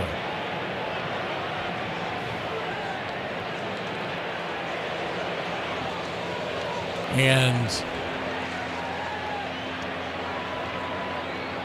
the 0-2. Swing. Cuba down to its final strike before elimination, trailing by 5.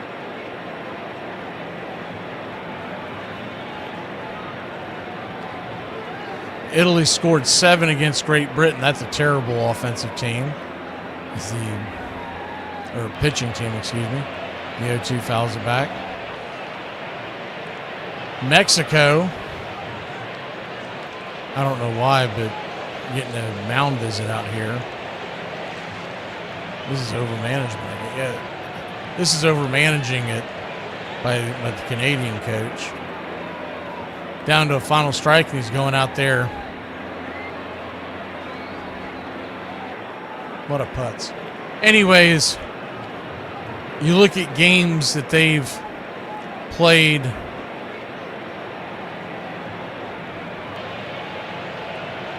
Mexico only scored 3 against the U.S.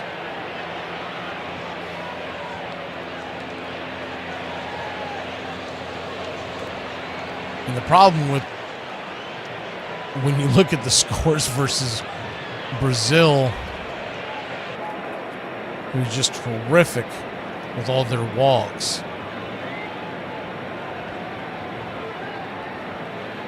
It's really hard to gauge, although, I mean, honestly,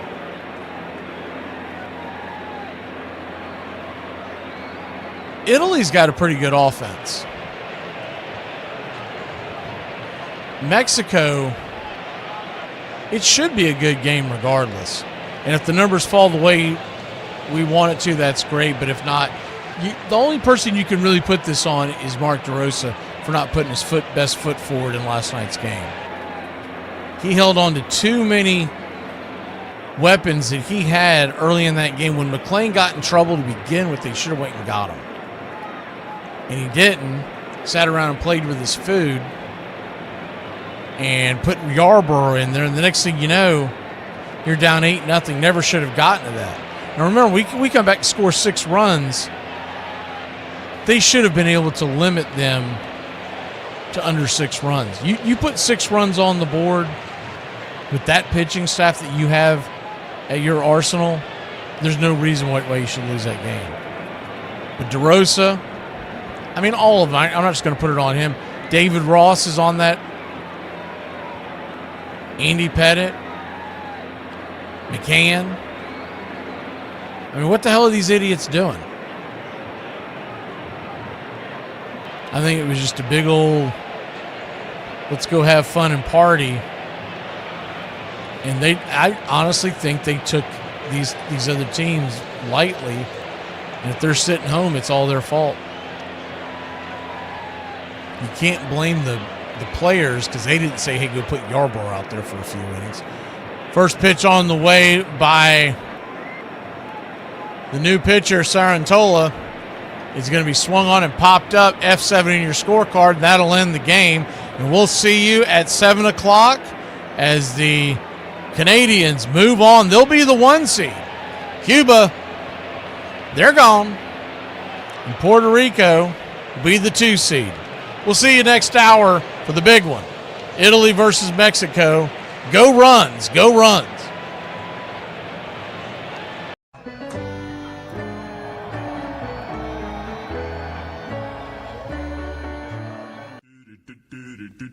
Goodbye, sweetheart. Well, it's time to go.